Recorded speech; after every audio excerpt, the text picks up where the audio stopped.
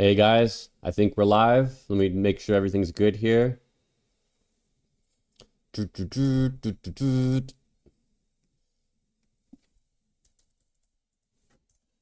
Gonna make sure I have everything good. So we are 20 minutes away from Donald Trump and Kamala Harris debating for the first and perhaps, I predict, maybe the only time that they are going to debate. Maybe, hopefully not, but that's what I'm thinking. This is a very, very consequential moment for reasons that I'm going to get in here in just a second. But first, I want to make sure I have everything up and going. Okay, I think we're good. Have everything up.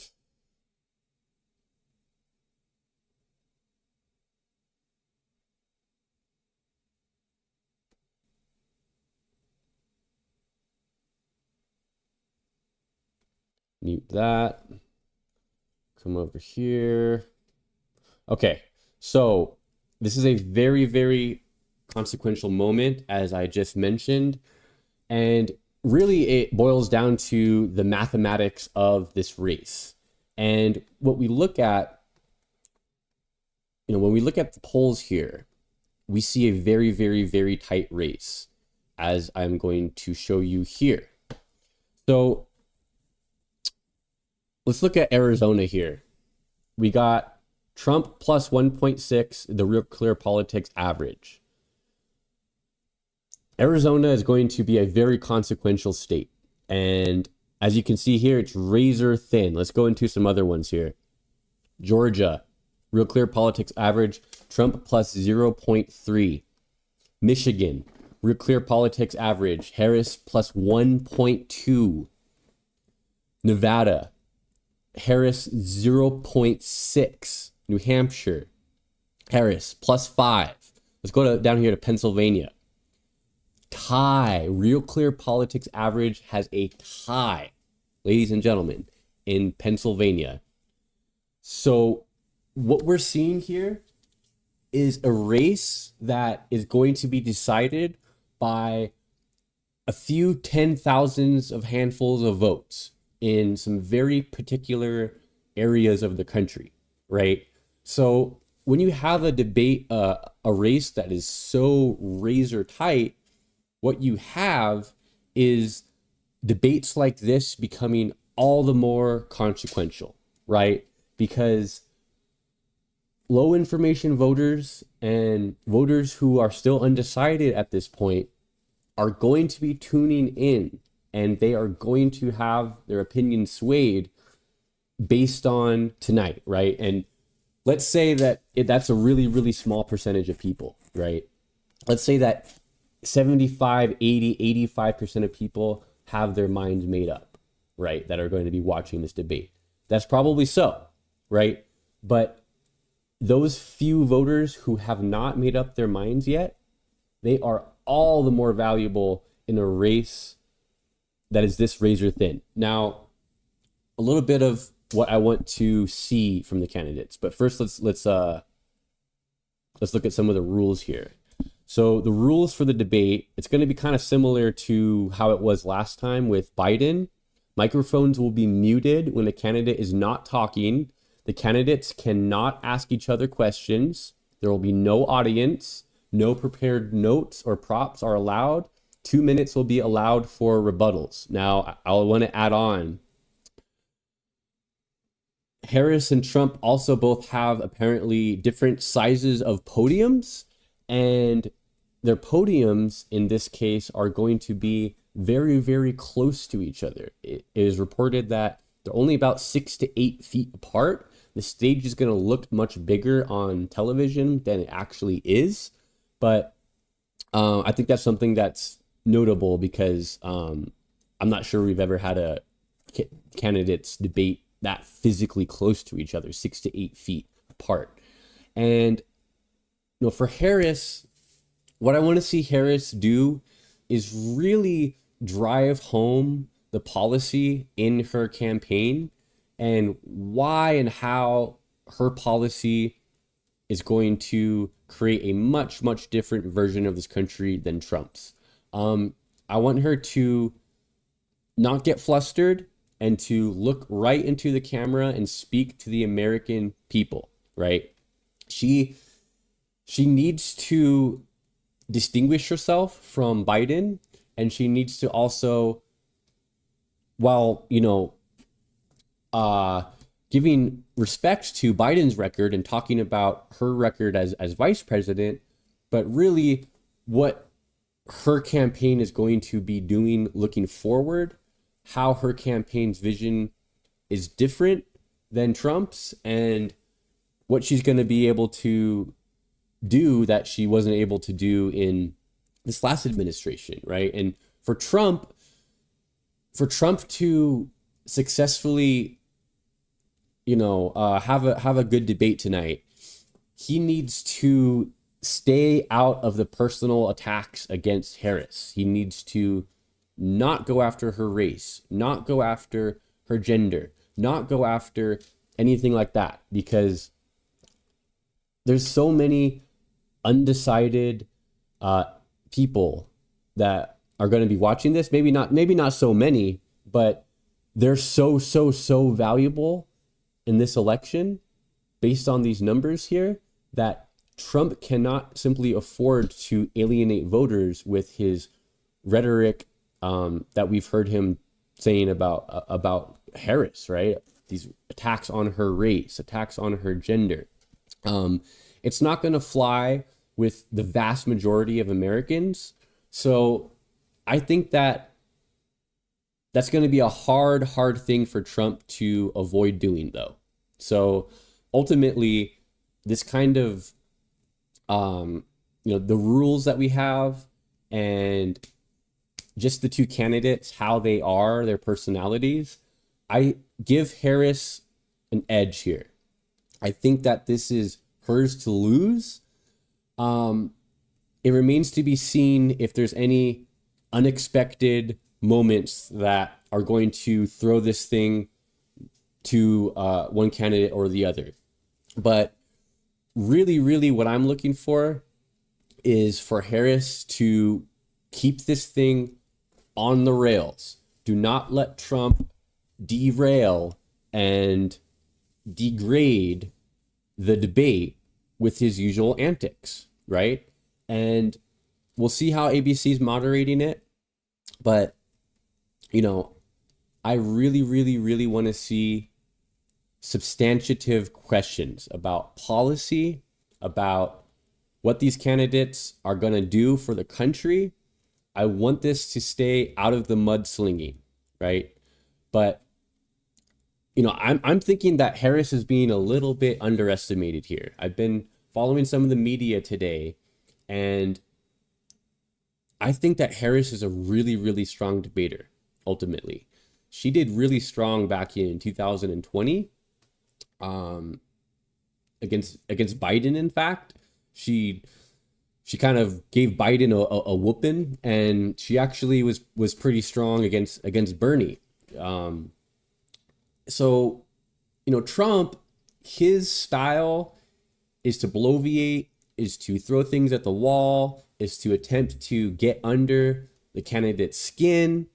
But I don't see him doing that so easily as he did with Biden, because really, Biden had this issue of his age being perceived as a liability. And after the start of that last debate, and he didn't get off to a good start, and the media was all up in arms immediately, I think that start of that debate, the first 10-15 minutes of Biden's debate, really did him in, because once he kind of got into it, he was doing better, right? But the problem is, at that point, most people had probably already tuned out, and it ultimately ended up to lead Biden dropping out of the entire race altogether, was that one debate performance. So Harris needs to come out strong. She needs to look right into the camera, give her agenda, stay out of the weeds with Trump, and if Trump is going to resort to the personal attacks, don't let it get to her. She needs to stand firm. She needs to, again, I'll keep saying this because it's the most important thing to me, lay out her policy platform, which I think she's going to do quite well because she just uploaded her policy platform on the internet just the other day, detailing everything that she's planning to do. So let's look a little more here at Real Clear Politics. We're 10 minutes, guys, 10 minutes away from the start of the debate. So let's look here. Let's look at battleground states. Let's see. Is there a way we can do national? Okay, that's fine. See, this is the big one here. Pennsylvania tie. Biden won Pennsylvania in 2020, and Trump won Pennsylvania in 2016. And it could very well be that whoever wins Pennsylvania ultimately wins the election, right? So this momentum that Harris got and the Democrats got after Biden dropped out of the race, it seems like it's subsided, right? It seems like most of the hype and the newness of Harris being the candidate is kind of a moot point at this point, and we're pretty much back to the 50-50, right? Which is where Biden and Trump were basically at with each other before Biden's disastrous debate performance. And then Trump went up in the polls, and that was a clear sign to Joe Biden that, in fact, he should actually drop out of the race because he didn't have a good chance of winning. So, let's see how it plays out, guys. I'm excited. Oh, little kitty's excited too. You want to say hi to the stream? Say hi. This is my cat, Allie. My little pride and joy. Hi, baby. Are you excited for the debate? Are you excited? Yeah? Go on. So, this is, both candidates need this bump, right? Both candidates need to have a strong showing tonight. Because, again, it very well could come down to a few handfuls of voters in Arizona or in Georgia or in Michigan or in Pennsylvania. And there might not be another debate, It's not set in stone. As far as I know, there's nothing set in stone at the moment for another debate. And depending on how this goes, if Trump gets his butt kicked or whatever, he's not going to want to debate again, right? So, we'll see how that goes. We'll see if there's more debates. But if there's not, then tonight is all the more consequential for millions and millions of Americans out there who are looking to find out about these candidates and are looking to decide how the future of our country is going to go, right? This is a very, very consequential moment. Let's hope that it's civil. Let's hope that the moderators keep everything on track. Let's hope that Harris has a very, very strong showing, because again, she needs a good showing tonight, right? Just as much as Trump does, Harris needs a good showing tonight, because what we're seeing is the enthusiasm is tapering off, right? It was a big question of, is Harris going to be able to keep the momentum of being the new candidate, all the way up until the election? And while I do think that Harris is a much, much better candidate than Biden, in terms of her chances of beating Trump, ultimately, ultimately, I kind of lost my train of thought there. What was I saying? Anyways, let's go back to the polls here. So Pennsylvania is a tie. You know, Arizona, 2 points. And keep in mind, this is within the margin of error, right, of these polls. Meaning that the results of these polls could swing either way in most cases. Let's look at Wisconsin here. Harris, plus 1.5 in Wisconsin, a state that Biden handily won in 2020.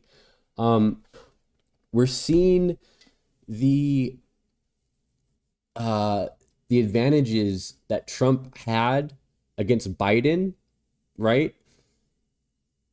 They still exist, right? The Democrats having to, inheriting the COVID economy and inheriting inflation, right? That is a major, major sticking point with a whole lot of Americans out there, is how is the cost of living going to be handled? How is inflation going to be handled? And the perception that the majority of Americans have, unfortunately, is that the economy was running better under Trump, right? Even though it was Obama's economy that he got handed to him and then messed up by his mishandling of COVID-19.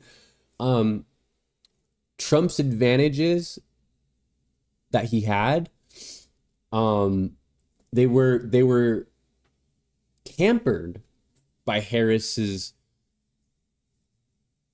putting into the race, Biden dropping out. But I think what we're seeing here is that this is not going to be a runaway landslide of an election for Harris, right? As much as we would all like, and I would like, a blue wave. I've named my channel the Blue Wave. As much as we would like that in this upcoming election, it's going to be close. It's going to be fought tooth and nail, every single vote. And we're not going to know the results probably even the night of the election, probably based on how close it's going to be. So we're 4 minutes away, guys, 4 minutes. What I'm going to do here is I'm going to play the audio of the debate. And, this might get taken down, or I'm not exactly sure. We're going to play the audio.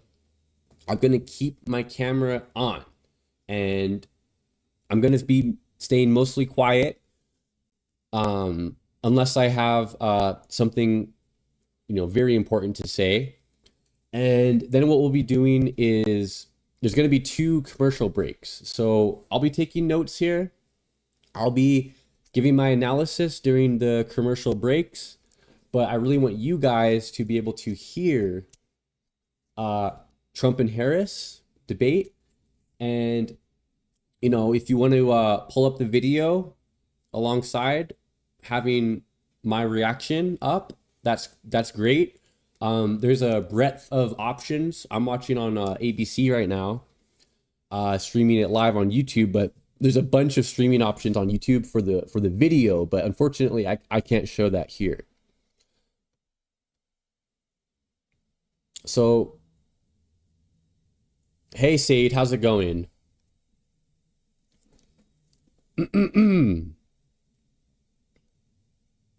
So I'm gonna put on Reince Priebus here, talking on ABC.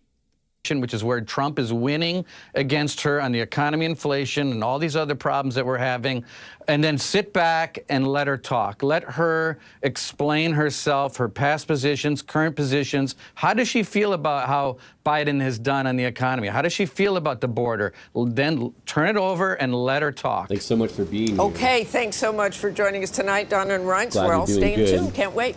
And I have to say, as we are just less than 2 minutes away, this is such an extraordinary moment, and especially, Rachel, when you consider that these 2 people... I'm going to refresh real quick. Let me know how the audio is on the...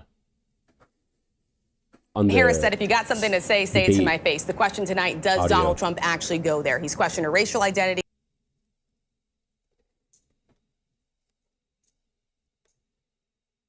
Here we go, guys. 1 minute. Kamala Harris and Donald Trump above the needling coming her way. But first and foremost, are we going to see a handshake when the two of them meet for the first time? We didn't back in 2016 when I did that debate. We'll stand by to see that tonight. But the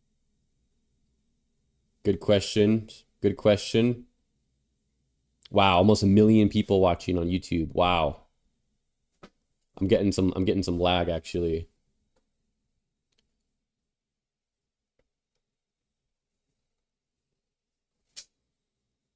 Did their stream crash? What the heck? Away. We have the entire news division keeping an eye on everything. We are going to be fact-checking on our live blog. It's all going to be happening right here. The debate now just 10 seconds away, and we will be back with our post-game show as soon as it's over. We are going to toss it right now to David Muir and Lindsay Davis. Let's go. Tonight, the high-stakes showdown here in Philadelphia between Vice President Kamala Harris and former President Donald Trump. Their first face-to-face meeting in this presidential election, their first face-to-face meeting ever. A historic race for president upended just weeks ago. President Biden withdrawing after his last debate. Donald Trump now up against a new opponent. They've never met each other. The candidates separated by the smallest of margins, essentially tied in the polls nationally and in the key battlegrounds, including right here in Pennsylvania, all still very much in play. The ABC News presidential debate starts right now. Here we go, guys. This is an ABC News special. The most consequential moment of this campaign. Kamala Harris. Oh, I'm nervous. We will chart a new way forward. Donald Trump. We will soon be a great nation again. Face to face. Historic. The ABC News presidential debate. Here now, David Muir and Lindsay Davis. Good evening, I'm David Muir, and thank you for joining us for tonight's ABC News presidential debate. We want to welcome viewers watching on ABC and around the world tonight. Vice President Kamala Harris and President Donald Trump are just moments away from taking the stage in this unprecedented race for president. And I'm Lindsay Davis. Tonight's meeting could be the most consequential event of their campaigns, with Election Day now less than 2 months away. For Vice President Kamala Harris, this is her first debate since President Biden withdrew from the race on July 21st. Of course, that decision followed his debate against President Donald Trump in June. Since then, this race has taken on an entirely new dynamic. And that brings us to the rules of tonight's debate. 90 minutes with 2 commercial breaks. No topics or questions have been shared with the campaigns. The candidates will have 2 minutes to answer questions, and this is the clock. That's what they'll be seeing. 2 minutes for rebuttals and 1 minute for follow-ups, clarifications, or responses. Their microphones will only be turned on when it's their turn to speak. No pre-written notes allowed. There is no audience here tonight in this hall at the National Constitution Center. This is an intimate setting for 2 candidates who have never met. President Trump won the coin toss. He chose to deliver the final closing statement of the evening. Vice President Harris selected the podium to the right. So let's now welcome the candidates to the stage. Vice President Kamala Harris and President Donald Trump. Wow, here we go, guys.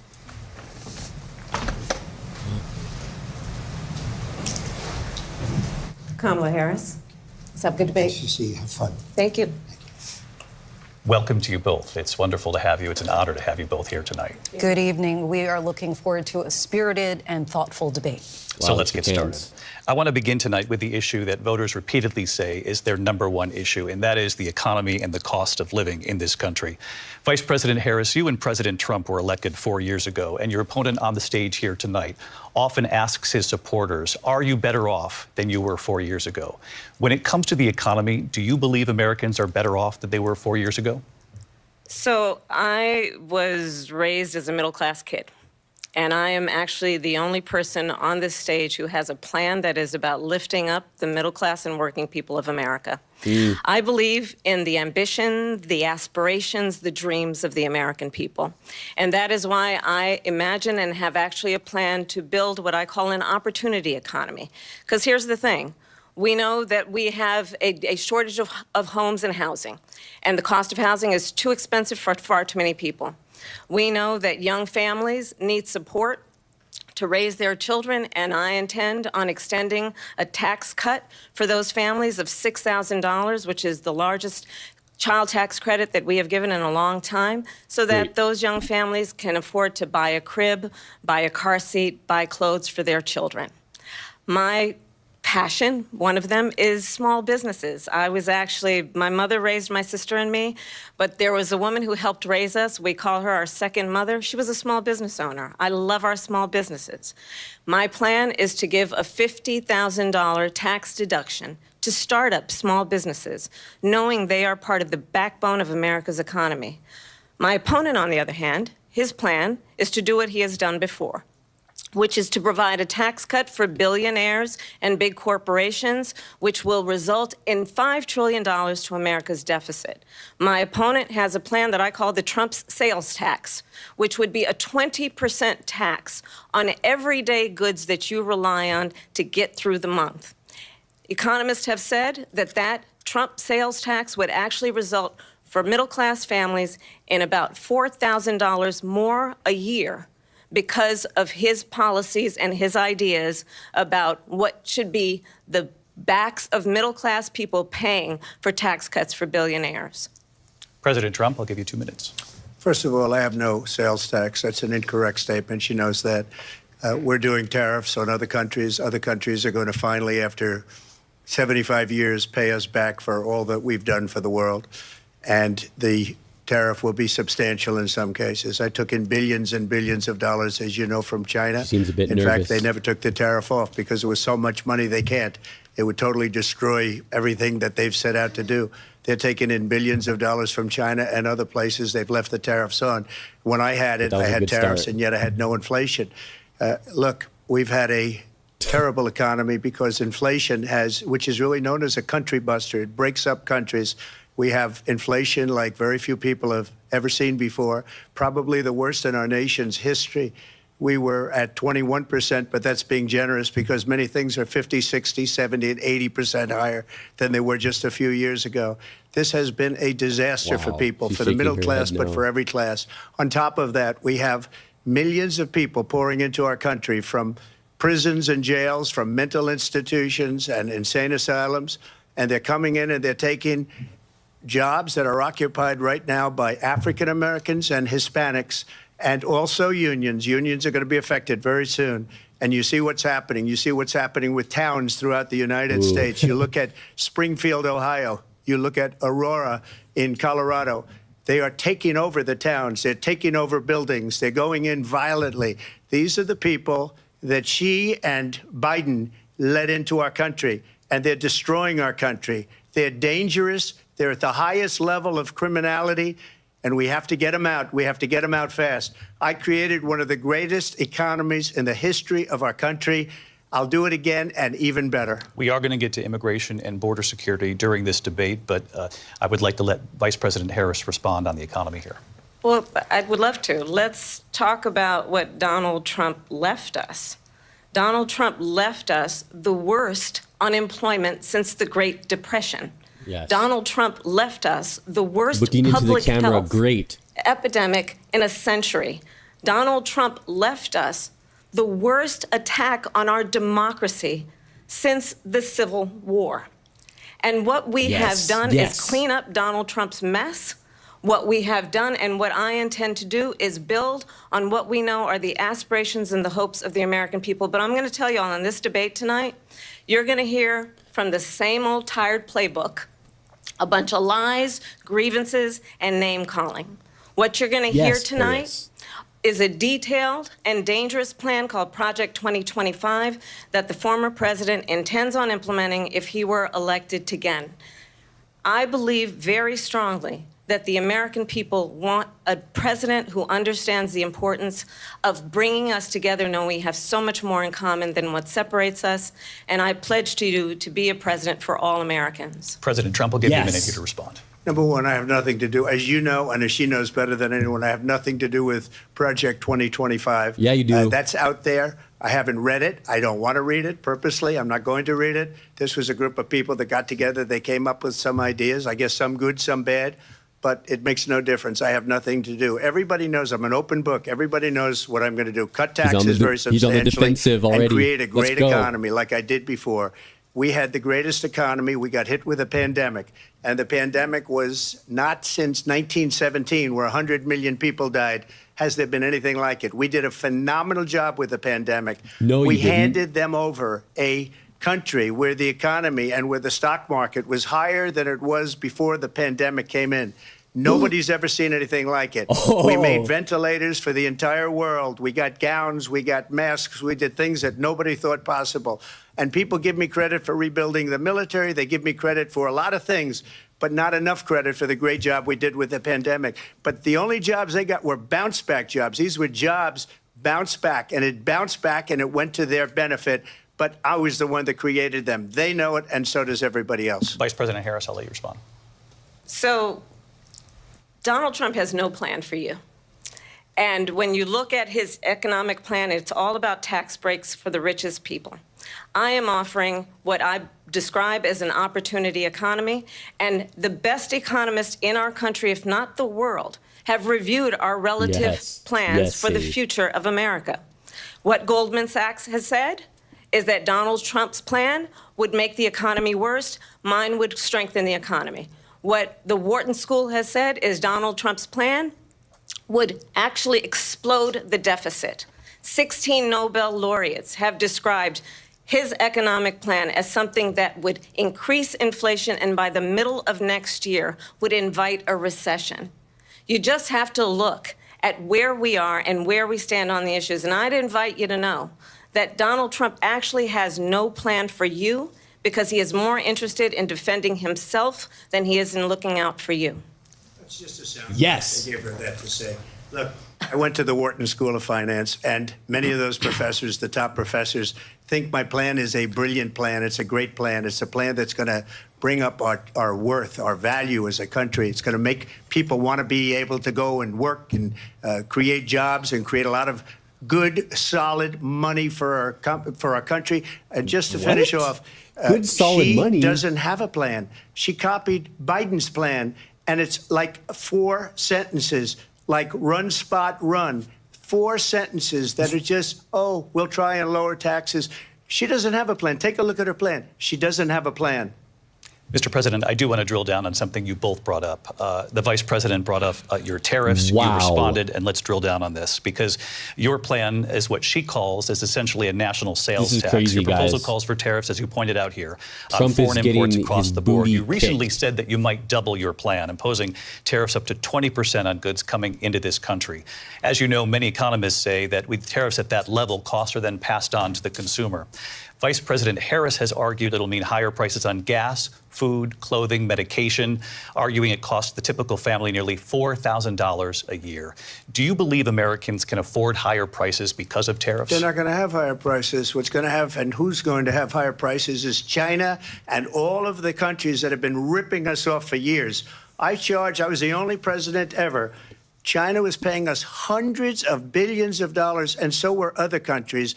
And, you know, if she doesn't like them, they should have gone out and they should have immediately cut the tariffs. But those tariffs are there 3.5 years now under their administration. We are going to take in billions of dollars, hundreds of billions of dollars. What is he saying? I had no inflation, virtually no inflation. They had the highest inflation perhaps in the history of our country, because I've never seen a worse period of time. People can't go out and buy cereal or bacon or eggs or anything else. The people of our country are absolutely dying with what they've done. They've destroyed the economy. And all you have to do is look at a poll. The polls say 80 and 85 and even 90% that the Trump economy was great, that their economy was terrible. Vice President Harris, I do want to ask for your response, and you heard what the president said there, because the Biden administration did keep a number of the Trump tariffs in place. So how do you respond? Well, let's be clear that the Trump administration resulted in a trade deficit, one of the highest we've ever seen in the history of America. He invited trade wars. You want to talk about his deal with China? What he ended up doing is, under Donald Trump's presidency, he ended up selling American chips to China to help them improve and modernize their military, basically sold us out. when a policy about China should be in making sure the United States of America wins the competition for the 21st century, which means focusing on the details of what that requires, focusing on relationships with our allies, focusing on investing in American-based technology so that we win the race on AI, on quantum computing, focusing on what we need to do to support America's workforce so that we don't end up having on the short end of the stick in terms of workers' rights. But what Donald Trump did, let's talk about this, with COVID, is he actually thanked President Xi for what he did during COVID. Look at his tweet. Thank you, President Xi, exclamation point, when we know that Xi was responsible for lacking and not giving us transparency about the origins of COVID. Yeah. President Trump, I'll let you respond. First of all, they bought their chips from Taiwan. We hardly make chips anymore because of philosophies like they have and policies like they have. I don't say her because she has no policy. Everything that she believed 3 years ago and 4 years ago is out the window. She's going to my philosophy now. In fact, I was going to send her a MAGA hat. She's gone to my philosophy. But if she ever got elected, she'd change it. And it will be the end of our country. She's a Marxist. Everybody knows she's a Marxist. Her father's a Marxist professor in economics. Oh, no. And he taught her well. Oh, no. But when you look at what she's done to our country, and when you look at these millions and millions of people that are pouring into our country monthly, where it's, I believe, 21 million people, not the 15 that people say, and I think it's a lot higher than the 21. That's bigger than New York State pouring in. And just look at what they're doing to our country. They're criminals. Many of these people coming in are criminals. And that's bad for our economy, too. You know, you mentioned before, we'll talk about immigration later. Well, bad immigration is the worst thing that can happen to our economy. They have, and she has, destroyed our country with policy that's insane. Almost policy that you'd say they have to hate our country. President Trump, thank you. Lindsay? I want to turn to the issue of abortion. President Trump, you've often touted that you were able to kill Roe v. Wade. Last year, you said that you were proud to be the most pro-life president in American history. Then last month, you said that your administration would be great for women and their reproductive rights. In your home state of Florida, you surprised many with regard to your 6-week abortion ban because you initially had said that it was too short. And you said, quote, I'm going to be voting that we need more than 6 weeks. But then the very next day, you reversed course and said you would vote to support the 6-week ban. Yep. Vice President Harris says that women shouldn't trust you on the issue of abortion because you've changed your position so many times. Therefore, why should they trust you? Well, the reason I'm doing that vote is because the plan is, as you know, the vote is, they have abortion in the 9th month. They even have, and you can look at the governor of West Virginia, the previous governor of West Virginia, not the current governor, who's doing an excellent job, but the governor before, he said the baby will be born and we will decide what to do with the baby. In other words, we'll execute the baby. And that's why I did that, because that predominates, because they're radical. The Democrats are radical in that. And her vice presidential pick, which I think was a horrible pick, by the way, for our country, because he is really out of it. But her vice presidential pick says abortion in the 9th month is absolutely fine. He also says execution after birth. It's execution, no longer abortion, because the baby is born, is okay. What? And that's not okay with me. Tim Walz has not said that. But what I did is something for 52 years. They've been trying to get Roe v. Wade into the states. And through the genius and heart and strength of six Supreme Court justices, we were able to do that. Now, I believe in the exceptions for rape, incest, and life of the mother. I believe strongly in it. Ronald Reagan did also. 85% of Republicans do. Exceptions. Very important. But we were able to get it, and now states are voting on it. And for the first time, you're going to see, look, this is an issue that's torn our country apart for 52 years. Every legal scholar, every Democrat, every Republican, liberal, conservative, they all wanted this issue to be brought back to the states where the people could vote. And that's what happened. Now, Ohio, the vote was somewhat liberal. Kansas, the vote was somewhat liberal, much more liberal than people would have thought. But each individual state is voting. It's the vote of the people now. It's not tied up in the federal government. I did a great service in doing it. It took courage to do it. And the Supreme Court had great courage in doing it. And I give tremendous credit to those 6 justices. There is no state in this country where it is legal to kill a baby after it's born. Madam Vice President, I want to get your response to President Trump. Well, as I said, you're going to hear a bunch of lies, and that's not actually a surprising fact. Let's understand how we got here. Donald Trump hand-selected 3 members of the United States Supreme Court with the intention that they would undo the protections of Roe v. Wade. And they did exactly as he intended. And now in over 20 states, there are Trump abortion bans, which make it criminal for a doctor or nurse to provide health care. In one state, it provides prison for life. Trump abortion bans that make no exception even for rape and incest, which understand what that means. A survivor of a crime, a violation to their body, does not have the right to make a decision about what happens to their body next. That is immoral. And one does not have to abandon their faith or deeply held beliefs to agree. The government, and Donald Trump certainly, should not be telling a woman what to do with her body. I have talked with women around our country. You want to talk about this is what people wanted? Pregnant women who want to carry a pregnancy to term, suffering from a miscarriage, being denied care in an emergency room because the healthcare providers are afraid they might go to jail, and she's bleeding out in a car in the parking lot. She didn't want that. Her husband didn't want that. A 12 or 13-year-old survivor of incest being forced to carry a pregnancy to term. They don't want that.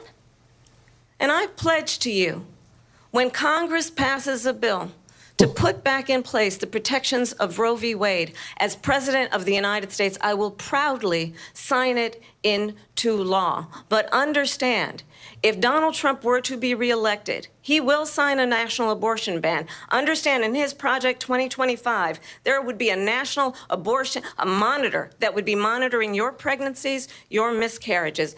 I think the American people believe that certain freedoms, in particular the freedom to make decisions about one's own body, should not be made by the government. Wow. Thank you, Vice President Harris. Well, there she goes again. God. It's a lie.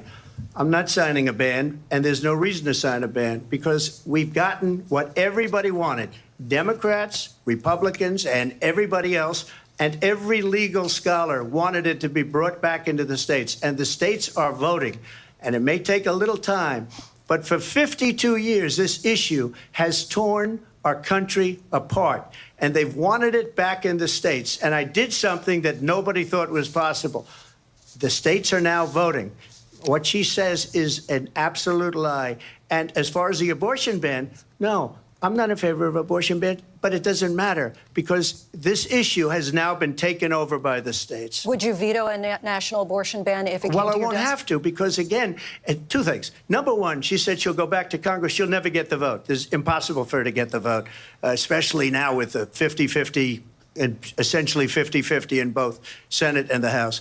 She's not going to get the vote. She can't get the vote. She won't even come close to it. So it's just talk. You know what it reminds me of? When they said they're going to get student loans terminated, and it ended up being a total catastrophe. The student loans, and then I think probably her boss, if you call him a boss, he spends all his time on the beach.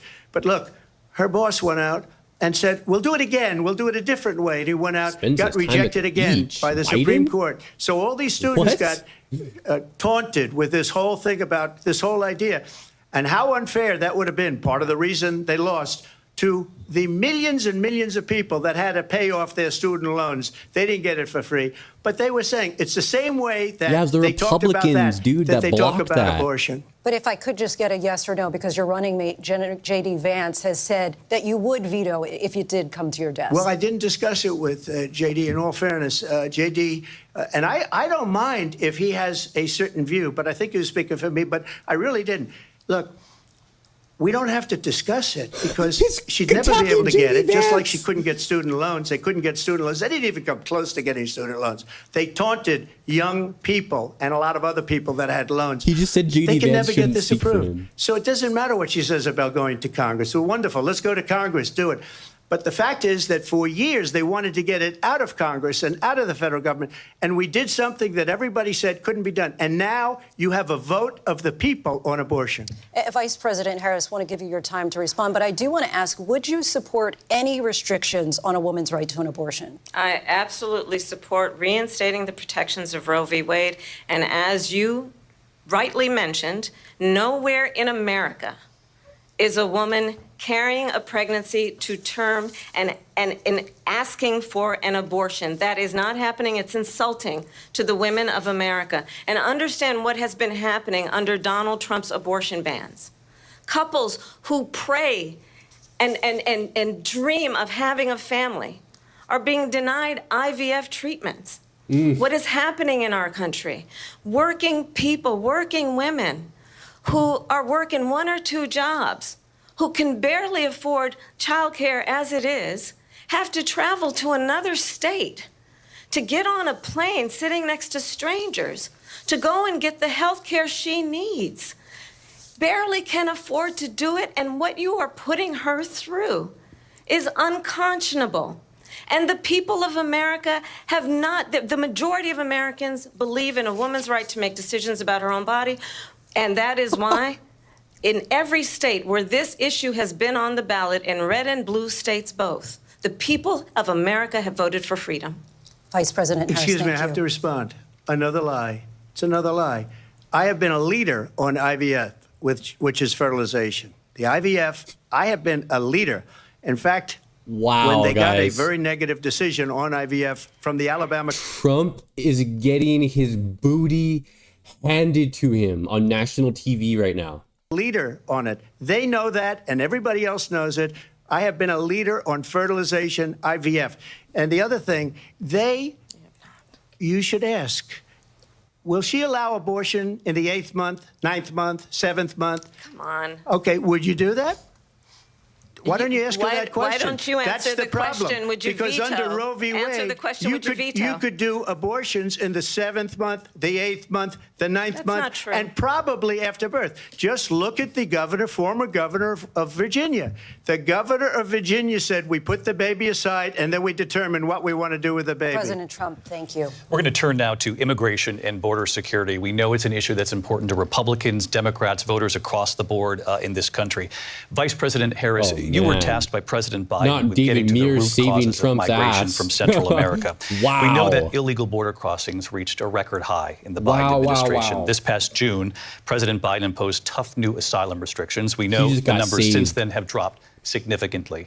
But my question to you tonight is, why did the administration wait until 6 months before the election to act? And would you have done anything differently from President Biden on this? So I'm the only person on this stage who has prosecuted transnational criminal organizations for the trafficking of guns, drugs, and human beings. And let me say that the United States Congress, including some of the most conservative members of the United States Senate, came up with a border security bill which I supported. And that bill would have put 1,500 more border agents on the border to help those folks who are working there right now overtime trying to do their job. It would have allowed us to stem the flow of fentanyl coming into the United States. I know there are so many families watching tonight who have been personally affected by the surge of fentanyl in our country. That bill would have put more resources to allow us to prosecute transnational criminal organizations for trafficking in guns, drugs, and human beings. But you know what happened to that bill? Donald Trump got on the phone, called up some folks in Congress, and said, kill the bill. And you know why? Because he'd prefer to run on a problem instead of fixing a problem. And understand, this comes at a time where the people of our country actually need a leader who engages in solutions, who actually addresses the problems at hand. But what we have in the former president is someone who would prefer to run on a problem instead of fixing a problem. And I'll tell you something, he's going to talk about immigration a lot tonight, even when it's not the subject that is being raised. And I'm going to actually do something really unusual, and I'm going to invite you to attend one of Donald Trump's rallies, because it's a really interesting thing to watch. You will see during the course of his rallies, he talks about fictional characters like Hannibal Lecter. He will talk about windmills cause cancer. And what you will also notice is that people start leaving his rallies early out of exhaustion and boredom. And I will tell you, the one thing you will not hear him talk about is you. You will not hear him talk about your needs, your dreams, and your desires. That was a and great I'll tell you, I believe you line of deserve attack there. a president who actually puts you first, and I pledge to you that I will. Vice President Harris, thank you. Oh President Trump, God, on that point, I want to get your response. Well, I would like to respond. Let me just ask, though, why did you try to kill that bill, and successfully so? That would have put thousands of additional agents and officers on the border. First, let me respond as to the rallies. She said people start leaving. People don't go to her rallies. There's no reason to go. And the people that do go, she's bussing them in and paying them to be there, and then showing them in a different light. So she can't talk about that. People don't leave my rallies. We have the biggest rallies, the most incredible rallies in the history of politics. That's because people want to take their country back. The line of attack is working. Our country is being lost. We're a failing nation. And it happened 3.5 years ago. And what's going on here, you're going to end up in World War III, just to go into another subject. What they have done to our country by allowing these millions and millions of people to come into our country, and look at what's happening to the towns all over the United States. And a lot of towns don't want to talk. It's not going to be Aurora or Springfield. A lot of towns don't want to talk about it because they're so embarrassed by it. In Springfield, they're eating the dogs, the people that came in. They're eating the cats. They're eating the pets of the people that live there. And this is what's happening in our country, and it's a shame. As far as rallies are concerned, as far as the reason they go is they like what I say. They want to bring our country back. They want to make America great again. It's a very simple phrase, make America great again. She's destroying this country, and if she becomes president, this country doesn't have a chance of success. Not only success, we'll end up being Venezuela on steroids.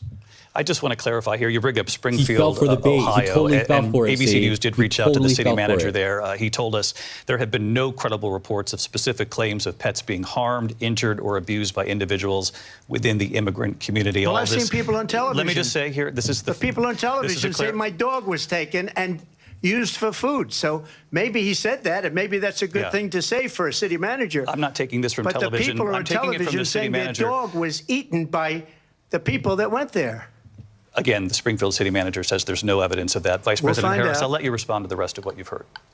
You talk about extreme. You know, this is, I think, one of the reasons why in this election, I actually have the endorsement of 200 Republicans who have formally worked with President Bush, Mitt Romney, and John McCain, including the endorsement of former Vice President Dick Cheney and Congressmember Liz Cheney. And if you want to really know the inside track on who the former president is, if he didn't make it clear already, just ask people who have worked with him. His former chief of staff, a 4-star general, has said he has contempt for the Constitution of the United States. His former national security advisor has said he is dangerous and unfit. His former Secretary of Defense has said the nation, the republic, would never survive another Trump term. And when we listen to this kind of rhetoric, when the issues that affect the American people are not being addressed, I think the choice is clear in this election. President Trump, I'll give you a quick minute to respond here. Thank you, because when I hear that, see, I'm a different kind of a person. I fired most of those people. Not so graciously. They did bad things or a bad job. I fired them. They never fired one person. They didn't fire anybody having to do with Afghanistan and the Taliban and the 13 people who were just killed, viciously and violently killed. And I got to know the parents and the family. They didn't fire. They should have fired all those generals, all those top people, because that was one of the most incompetently handled situations anybody has ever seen. So when somebody does a bad job, I fire him. And you take a guy like Esper. He was no good. I fired him. So he writes a book. Another one writes a book. Because with me, they can write books. With nobody else can they. But they have done such a poor job, and they never fire anybody. Look at the economy. Look at the inflation. They didn't fire any of their economists. They have the same people. That's a good way not to have books written about you. But just to finish, I got more votes than any Republican in history by far. In fact, I got more votes than any president, sitting president, in history by far. No, you didn't. Let me continue on immigration. It was what you wanted to talk about earlier, so let's get back to your deportation proposal that the vice president has reacted to as well. President Trump, you called this the largest domestic deportation operation in the history of our country. You say you would use the National Guard. You say if things get out of control, you'd have U.S. military. Police, yes. You also said you would use local police.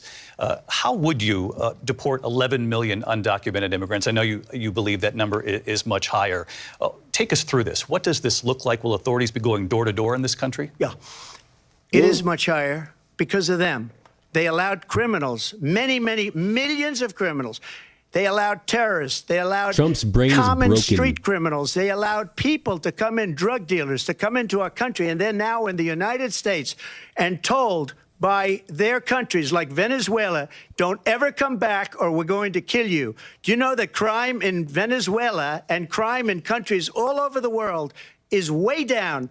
You know why? Because they've taken their criminals off the street and they've given them to her to put into our country. And this will be one of the greatest mistakes in history for them to allow. Derailed. And I think they probably did it because they think they're going to get votes, but it's not worth it because they're destroying the fabric of our country by what they've done. There's never been anything done like this at all. They've destroyed the fabric of our country. Millions of people let in, and all over the world, crime is down all over the world except here. Crime here is up and through the roof. Despite their fraudulent statements that they made, crime in this country is through the roof. And we have a new form of crime. It's called migrant crime. And it's happening at levels that nobody thought possible. President Trump, as you know, the FBI says overall violent crime is actually coming down in this country. But Vice Excuse me, President the Harris, FBI they were defrauding statements. They didn't include the worst cities. They didn't include the cities with the worst crime. It was a fraud, just like their number of 818,000 jobs that they said they created turned out to be a fraud. President Trump, thank you. I'll let you respond, Vice President Harris. Well, I think this is so rich coming from someone who has been prosecuted for national security crimes, economic crimes, election interference, has been found liable for sexual assault, and his next big court appearance is in November at his own criminal sentencing. And let's be clear, where each person stands on the issue of what is important about respect for the rule of law and respect for law enforcement. The former vice president called for defunding federal law enforcement, 45,000 agents, get this, on the day after he was arraigned on 34 felony counts. So let's talk about what is important in this race. It is important that we move forward, that we turn the page on this same old tired rhetoric and address the needs of the American people, address what we need to do about the housing shortage, which I have a plan for, address what we must do to support our small businesses, address bringing down the price of groceries. But frankly, the American people are exhausted with this same old tired playbook. Vice President Harris, thank you. Excuse me. Every one of those cases was started by them against their political opponent. And I'm winning most of them, and I will win the rest on appeal. And you saw that with the decision that came down just recently from the Supreme Court. I'm winning most of them. But those are cases, it's called weaponization. Never happened in this country. They weaponized the Justice Department. Every one of those cases was involved with the DOJ, from Atlanta and Fani Willis to the Attorney General of New York and the DA in New York, every one of those cases. And then they say, oh, he's a criminal. They're the ones that made them go after me. By the way, Joe Biden was found essentially guilty on the documents case. And what happened in my documents case? They said, oh, that's the toughest of them all. A complete and total victory. 2 months ago, it was thrown out. It's weaponization, and they used it, and it's never happened in this country. They used it to try and win an election. They're fake cases. President Trump, thank you. A really quick response here, Vice President Harris, on this notion of weaponization of the Justice Department. Well, let's talk about extreme and understand the context in which this election in 2024 is taking place. The United States Supreme Court recently ruled that the former president would essentially be immune from any misconduct if he were to enter the White House again. Understand, this is someone who has openly said he would terminate, I'm quoting, terminate the Constitution of the United States, that he would weaponize the Department of Justice against his political enemies. Someone who has openly expressed disdain for members of our military. Understand what it would mean if Donald Trump were back in the White House with no guardrails, because certainly we know now the court won't stop him. We know J.D. Vance is not going to stop him. It's up to the American people Vice President to stop Harris, him. thank you. Lindsay? Vice President Harris, in your last run for president. This is the one that weaponized, not me. She weaponized. I probably took a bullet to the head because of the things that they say about me. They talk about democracy. I'm a threat to democracy. They're the threat to democracy with a fake Russia investigation we do have a lot that went nowhere. We have a lot to get to. Lindsay? Vice President Harris, in your last run for president, you said you wanted to ban fracking. Now you don't. You wanted mandatory government buyback programs for assault weapons. Now your campaign says you don't. You supported decriminalizing border crossings. Now you're taking a harder line. I know you say that your values have not changed. So then why have so many of your policy positions changed? So my values have not changed, and I'm going to discuss at least every point that you've made. But in particular, let's talk about fracking, because we're here in Pennsylvania. I made that very clear in 2020. I will not ban fracking. I have not banned fracking as Vice President of the United States. And in fact, I was the tie-breaking vote on the Inflation Reduction Act, which opened new leases for fracking. My position is that we have got to invest in diverse sources of energy so we reduce our reliance on foreign oil. We have had the largest increase in domestic oil production in history because of an approach that recognizes that we cannot over-rely on foreign oil. As it relates to my values, let me tell you, I grew up a middle-class kid raised by a hardworking mother who worked and saved and was able to buy our first home when I was a teenager. The values I bring to the importance of home ownership, knowing not everybody got handed $400 million on a silver platter and then filed bankruptcy 6 times, is a value that I bring to my work to say we are going to work with the private sector and home builders to increase 3 million homes, increase by 3 million homes by the end of my first term. Burn. My work that is related to having a friend when I was in high school who was sexually assaulted by her stepfather. And my focus then on protect based on a value that is deeply grounded in the importance of standing up for those who are most vulnerable. My work that is about protecting Social Security and Medicare is based on long-standing work that I have done, protecting seniors from scams. My values have not changed. And what is important is that there is a president who actually brings values and a perspective that is about lifting people up and not beating people down and name-calling.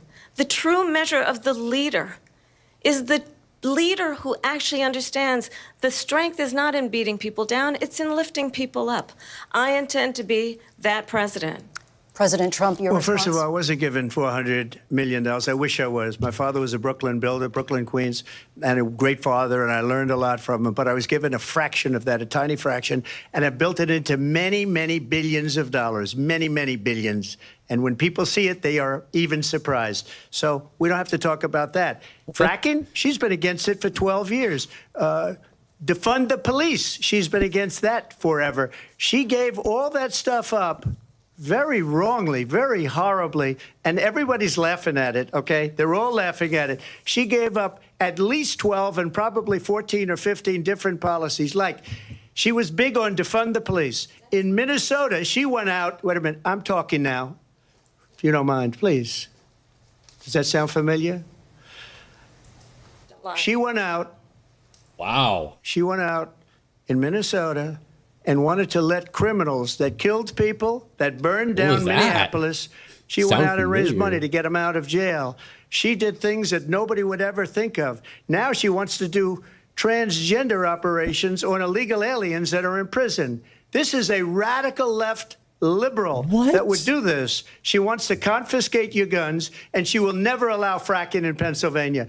If she won the election, fracking in Pennsylvania will end on day one. Just to finish one thing, so important in my opinion. So I got the oil business going like nobody has ever done before. When they took over, they got rid of it, started getting rid of it, and the prices were going up the roof. They immediately let these guys go to where they were. I would have been 5 times, 4 times, 5 times higher, because you're talking about 3.5 years ago. They got it up to where I was because they had no choice, because the prices of energy were quadrupling and doubling. You saw what happened to gasoline. So they said, let's go back to Trump.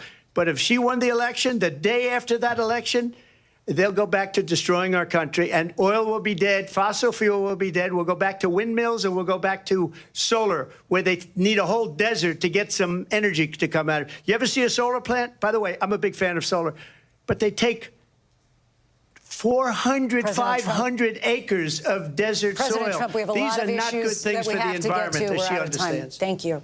Lindsay, thank you. We have an election in just 56 days.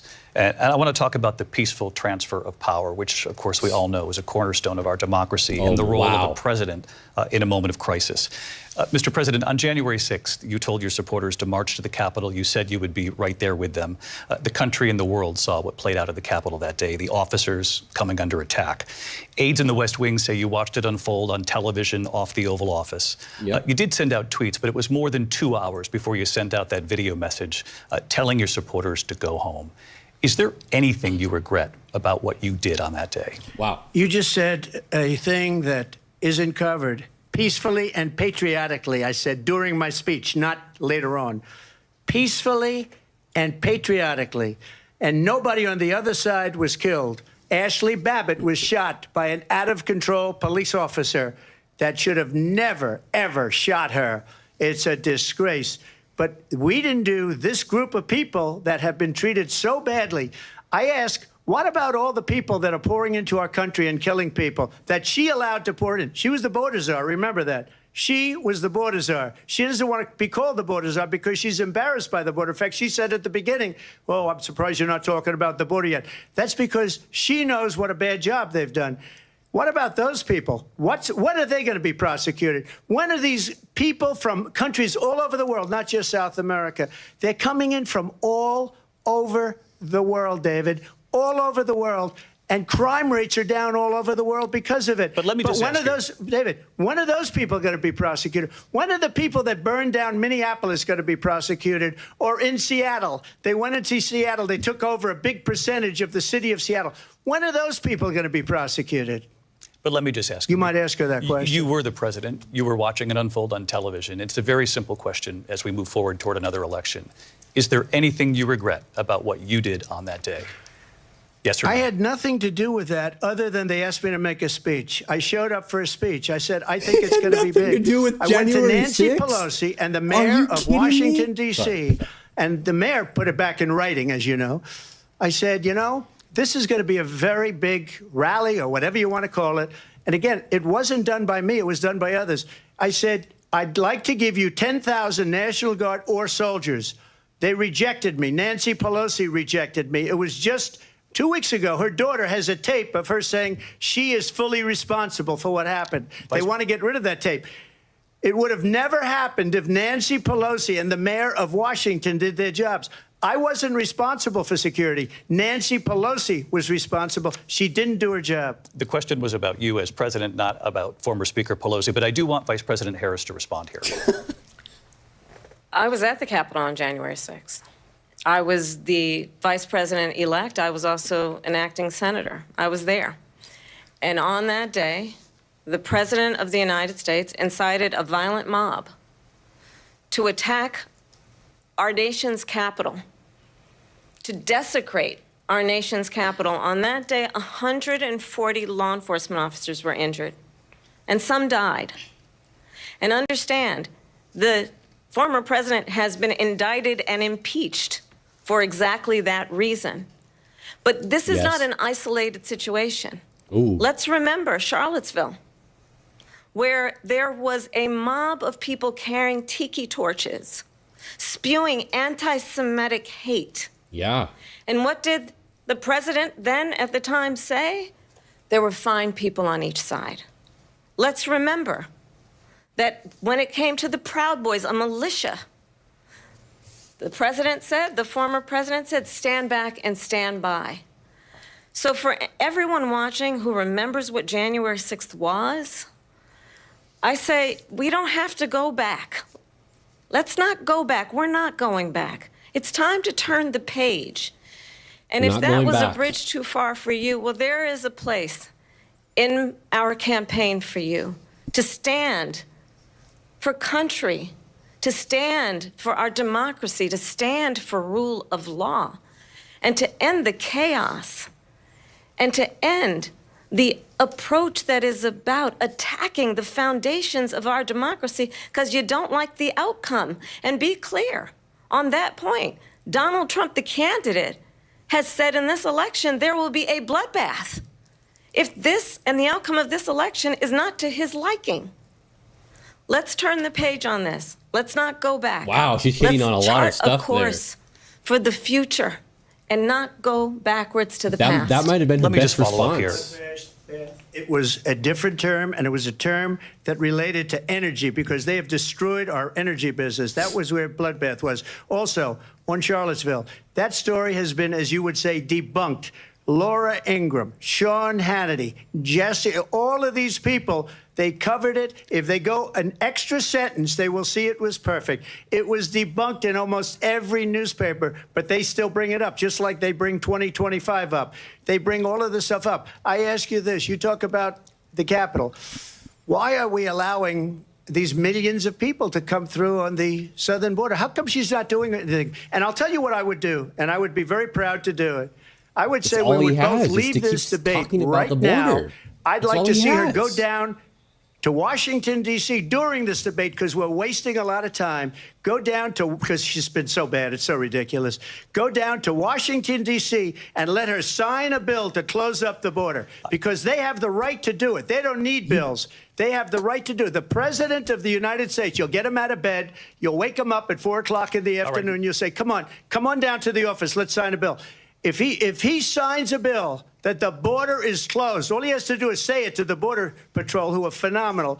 If they do that, the border is closed. Mr. Those President, people are killing many people, unlike J6. We talked immigration here tonight. I do want to focus on this next issue to both of you because it really brings us this into focus, truth in these times that we're living in.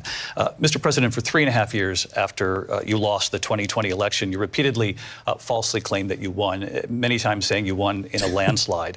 In the past couple of weeks leading up to this debate, you have Fox said, quote, after you this, lost guys. by a whisker, I am that very you, quote, interested didn't in quite what make Fox it, that you News is came gonna up a say. little bit short. I said that? Are you now acknowledging that you lost in 2020? No, I don't acknowledge that at all. But I you said did that say sarcastically. You know that. It was said, oh, we lost by a whisker. That was said sarcastically. Look, there's so much proof. All you have to do is look at it. And they should have sent it back to the legislatures for approval. I got almost 75 million votes, the most votes any sitting president has ever gotten. I was told if I got 63, which was what I got in 2016, you can't be beaten. The election, people should never be thinking about an election as fraudulent. We need two things. We need walls, and we have to have it. We have to have borders, and we have to have good elections. Our elections are bad. And a lot of these illegal immigrants coming in, they're trying to get them to vote. They can't even speak English. They don't even know what country they're in practically. And these people are trying to get them to vote. And that's why they're allowing them to come into our country. I did watch all of these pieces of video. I didn't detect the sarcasm, lost by a whisker. We didn't quite make it. And we should just point out here as clarification, and you know this, you and your allies, 60 cases in front of many judges, many of them no Republican. No judge looked at it. And said they there was said no we didn't have widespread standing. fraud. That's the other thing. They said we didn't have standing, a technicality. Can you imagine a system where a person in an election doesn't have standing? The President of the United States doesn't have standing. That's how we lost.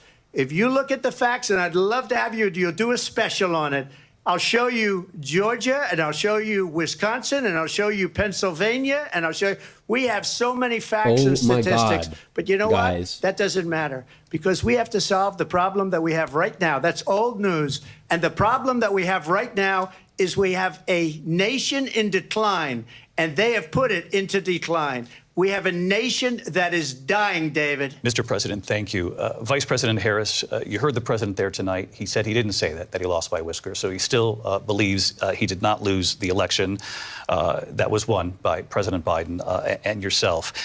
But I do want to ask you about something that's come up in the last couple of days. This was a post from President Trump about this upcoming election just weeks away. He said, when I win, those people who cheated, and then he lists donors, voters, election officials, he says will be prosecuted to the fullest extent of the law, which will include long-term prison sentences. One of your campaign's top lawyers responded saying, we won't let Donald Trump intimidate us. We won't let him suppress the vote. Is that what you believe he's trying to do here? Donald Trump was fired by 81 million people. So let's be clear about that. And clearly he is having a very difficult time processing that. But we cannot afford to have a president of the United States who attempts, as he did in the past, to upend the will of the voters in a free and fair election. And I'm going to tell you that I have traveled the world as Vice President of the United States, and world leaders are laughing at Donald Trump. I have talked with military leaders, some of whom worked with you, and they say you're a disgrace.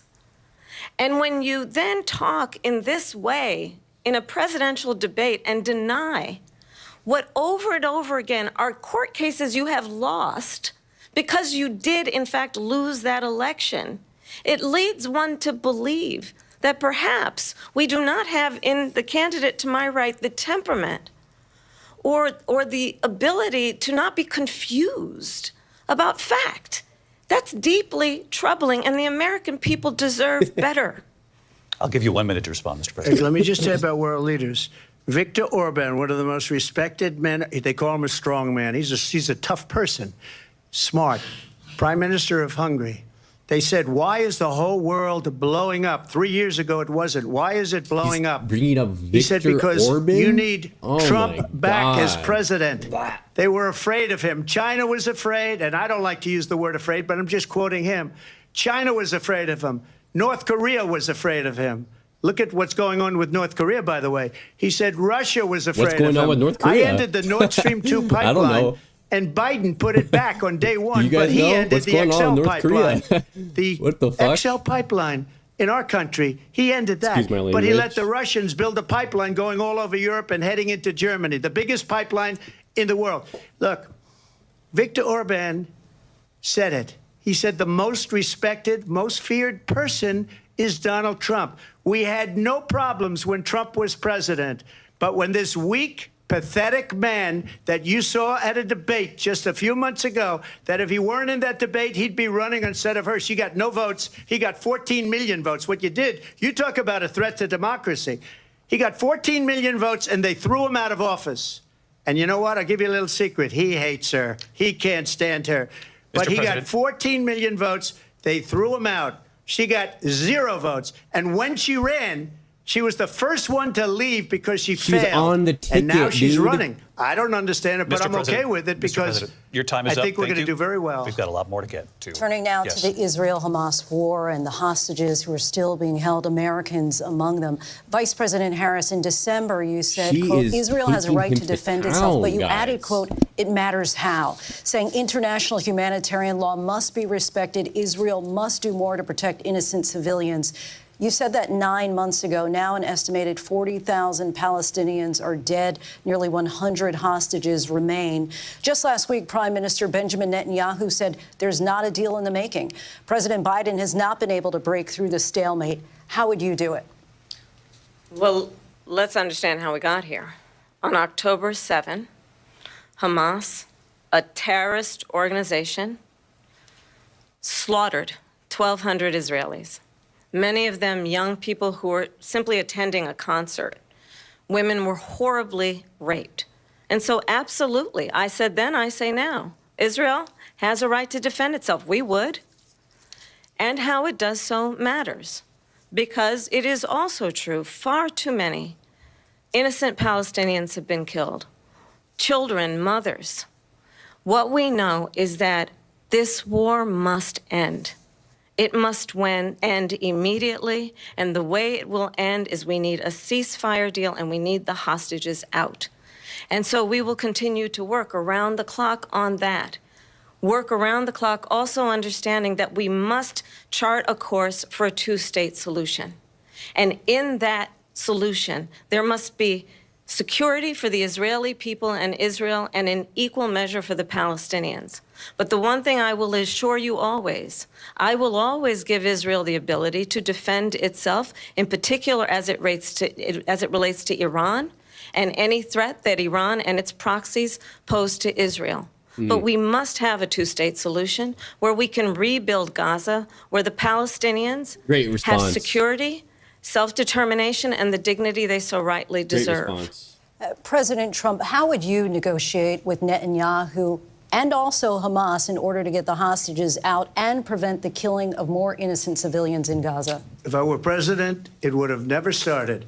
If I were president, Russia would have never, ever, I know Putin very well, he would have never, and there was no threat of it either, by the way, for 4 years, have gone into Ukraine and killed millions of people when you add it up, far worse than people understand what's going on over there. But when she mentions about Israel, all of a sudden, she hates Israel. She wouldn't even meet with Netanyahu when he went to Congress to make a very important speech. She refused to be there because she was at a sorority party of hers. She wanted to go to the sorority party. She hates Israel. If she's president, I believe that Israel will not exist within 2 years from now. And I've been pretty good at predictions, and I hope I'm wrong about that one. She hates Israel. At the same time, in her own way, she hates the Arab population because the whole place is going to get blown up. Arabs, Jewish people, Israel. Israel will be gone. It would have never happened. Iran was broke under Donald Trump. Now Iran has $300 billion because they took off all the sanctions that I had. Iran had no money for Hamas or Hezbollah or any of the 28 different spheres of terror. And they are spheres of terror, horrible terror. They had no money. It was a big story, and you know it. You covered it very well, actually. They had no money for terror. They were broke. Now they're a rich nation. And now what they're doing is they're spreading that money around. Look at what's happening with the Houthis and Yemen. Look at what's going on in the Middle East. This would have never happened. I will get that settled and fast, and I'll get the war with Ukraine and Russia ended. If I'm president-elect, I'll get it done before even becoming president. Vice President Harris, he says you hate Israel. That's absolutely not true. I have my entire career and life supported Israel and the Israeli people. He knows that.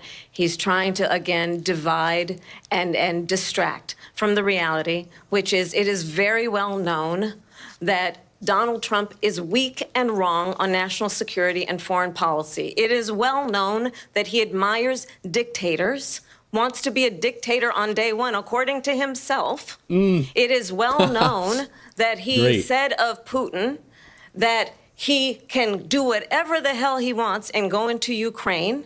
It is well known that he said when Russia went into Ukraine, it was brilliant. It is well known he exchanged love letters with Kim Jong-un.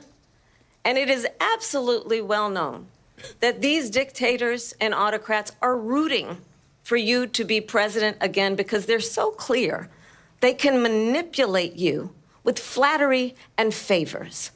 And that is why so many military leaders who you have worked with have told me you are a disgrace.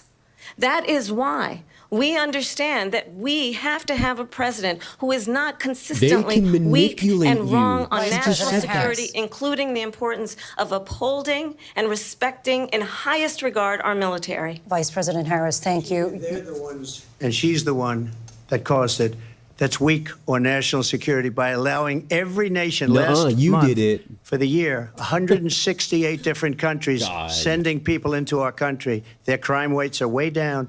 He's not a good debater, endorsed guys. her He's last not. week, said, I hope she wins. And I think he meant it because what he's gotten away with is absolutely incredible. It wouldn't have happened with me. Let's see if he's going to attack her blackness or gender countries think before that the they're end of the weak night. and incompetent. What's and the they over-under? They're grossly incompetent. And I just ask one question. Why does Biden go in and kill the Keystone Pipeline and approve the single biggest deal that Russia's ever made, Nord Stream 2, the biggest pipeline anywhere in the world going to Germany and all over Europe? Because they're weak and they're ineffective. And Biden, by the way, President gets paid Trump, a lot of money. Thank you. We have a lot of issues to get to. We'll be right back with much more of this historic ABC News presidential debate from the National Constitution Center guys. right here in Philadelphia. Back in a moment. Oh my God, guys.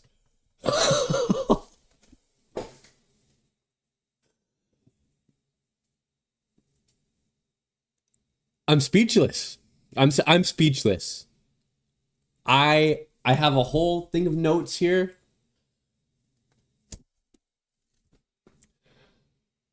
Oh my goodness. Is Harris taking Donald Trump to town? I do not see how anybody, like, this is going to be a hard one for the right to spin into Donald Trump winning. Wow, what a masterclass in form in debating Donald Trump. This is what we have been waiting for. This is what we wanted Hillary Clinton to deliver. This is what we wanted Biden to deliver at the last debate. This is unlike anything that Donald Trump has ever had to deal with in his entire life.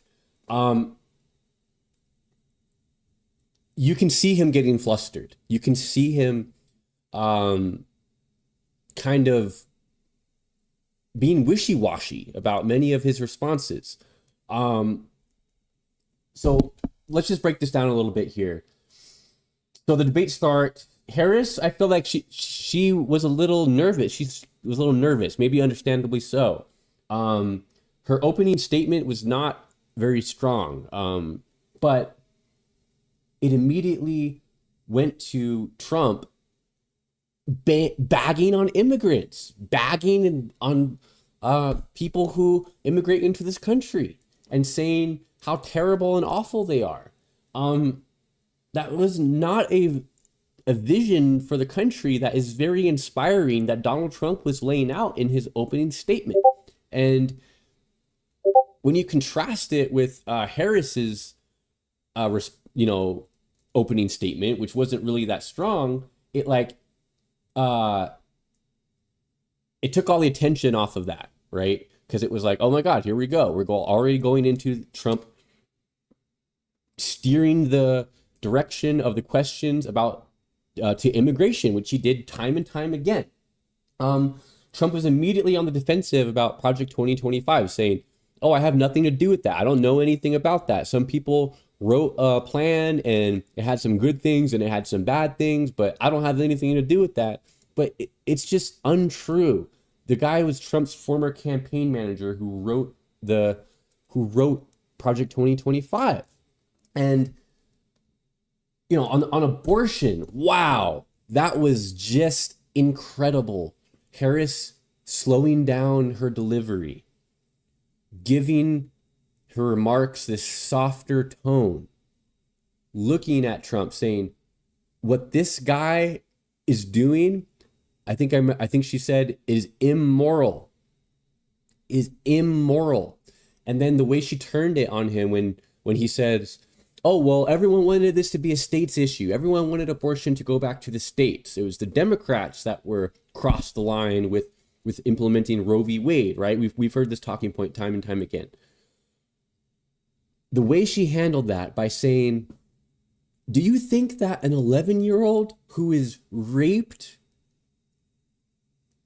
and is being forced to carry her child to term, do you think that the 11-year-old wants that? Do you think that women want to be crossing borders and getting on planes and driving across state borders to get an abortion because it is illegal where they live because of Donald Trump's policies that he implemented, the Supreme Court justices that he implemented, I mean, that was incredible. That was incredible. JD Vance, and they went to, they asked Trump about the national abortion ban, which in Project 2025, by the way, it lays out that they would in fact sign, there would be a national abortion ban. And they went to, asking him a yes or no question, which he, by the way, did not respond to. But they went to JD Vance saying that JD Vance has said that he would pass an abortion ban. And Trump was so irked by that. He went, well, I don't know what JD has his own position, but I don't think JD needs to be speaking for me or something like that. Like, oh, we're back.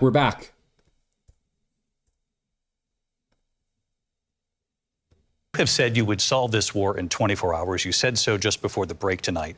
How exactly would you do that? And I want to ask you a very simple question tonight. Do you want Ukraine to win this war? I want the war to stop. I want to save lives that are being uselessly, people being killed by the millions. It's the millions. It's so much worse than the numbers that you're getting, which are fake numbers.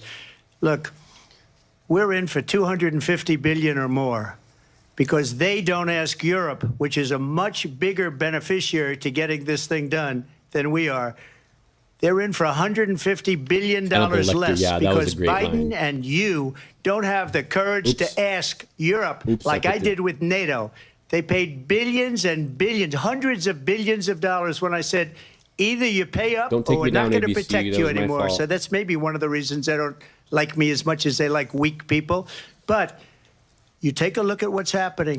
We're in for 250 to 275 billion. They're into 100 to 150. They should be forced to equalize. With that being said, apologies. I want to get the war settled. I know Zelensky very well, and I know Putin very well. I have a good relationship, and they respect your president, okay? They respect me. They don't respect Biden. How would you respect him? Why? For what reason?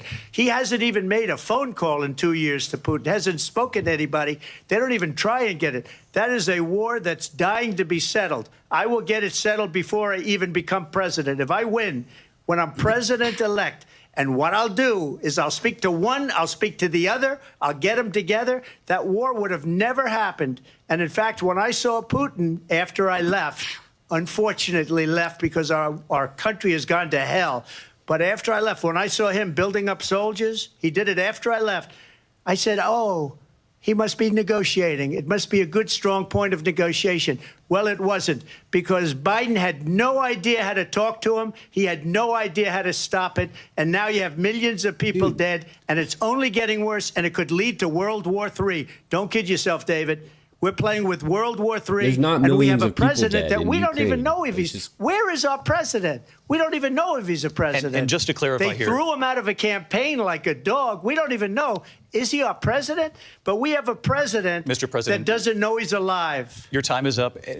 Just to clarify in the question, know he's alive. Do you believe it's in the U.S. best interests for Ukraine to win this war, yes or no? I think it's the U.S. best interest to get this war finished and just get it done. All right. Negotiate a deal, because we have to stop all of these human lives from being destroyed. I want to take this to Vice President Harris. I want to get your thoughts on support for Ukraine in this moment, but also, as Commander-in-Chief, if elected, how would you deal with Vladimir Putin, and would it be any different from what we're seeing from President Biden?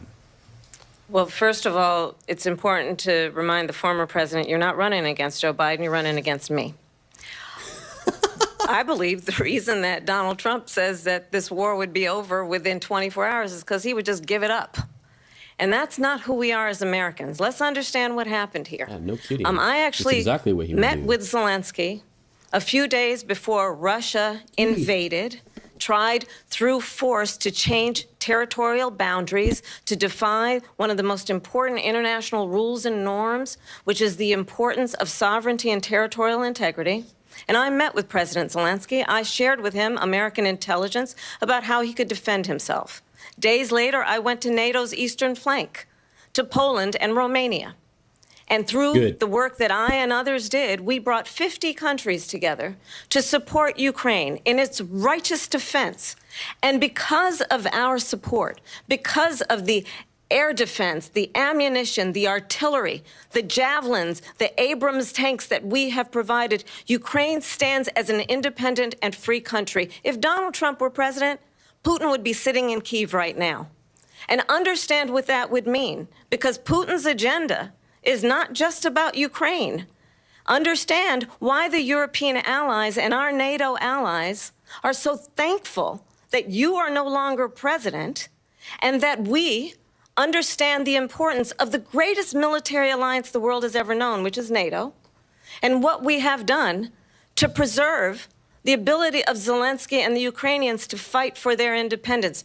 Otherwise, Putin would be sitting in Kyiv with his eyes on the rest of Europe, starting with Poland. And why don't you tell the 800,000 Polish Americans right here in Pennsylvania how quickly you would give up for the sake of favor and what you think is a friendship with what is known to be a dictator who would eat you for lunch. Ooh. Vice President Harris, thank you. We've heard from both of you on Ukraine tonight. Afghanistan came up in the last hour. I wanted her to respond to something you said earlier, and I'll give you a minute here. Putin would be sitting in Moscow, and he wouldn't have lost 300,000 men and women, but he would have been sitting in Moscow. Quiet, please. He would have been sitting in Moscow much happier than he is right now. But eventually, you know, he's got a thing that other people don't have. He's got nuclear weapons. They don't ever talk about that. He's got nuclear weapons. Nobody ever thinks about that. And eventually, maybe he'll use them, and maybe he hasn't been that threatening. But Trump he does is just have so that. hard to listen Something to, we don't guys. even like to talk He's about. just so Nobody hard likes to to talk listen to. about it. But just so you understand, they sent her to negotiate peace before this war started. 3 days later, he went in and he started the war because everything they said was weak and stupid. They said the wrong things. That war should have never started. She was the emissary. They sent her in to negotiate with Zelensky and Putin, and she did. And the war started 3 days later. And that's the kind of talent we have with her. She's worse than Biden. In my opinion, I think he's the worst president in the history of our country. She goes down as the worst vice president in the history of our country. But let me tell you something. She is a horrible negotiator. They sent her in to negotiate. As soon as they left, Putin did the invasion. What is he President talking Trump, about? you did bring up something. You said she went to negotiate with Vladimir Putin. Vice President Harris, have you ever met Vladimir Putin? Can you clarify tonight? Yet again, I said it at the beginning of this debate, you're going to hear a bunch of lies coming from this fellow. And that is another one.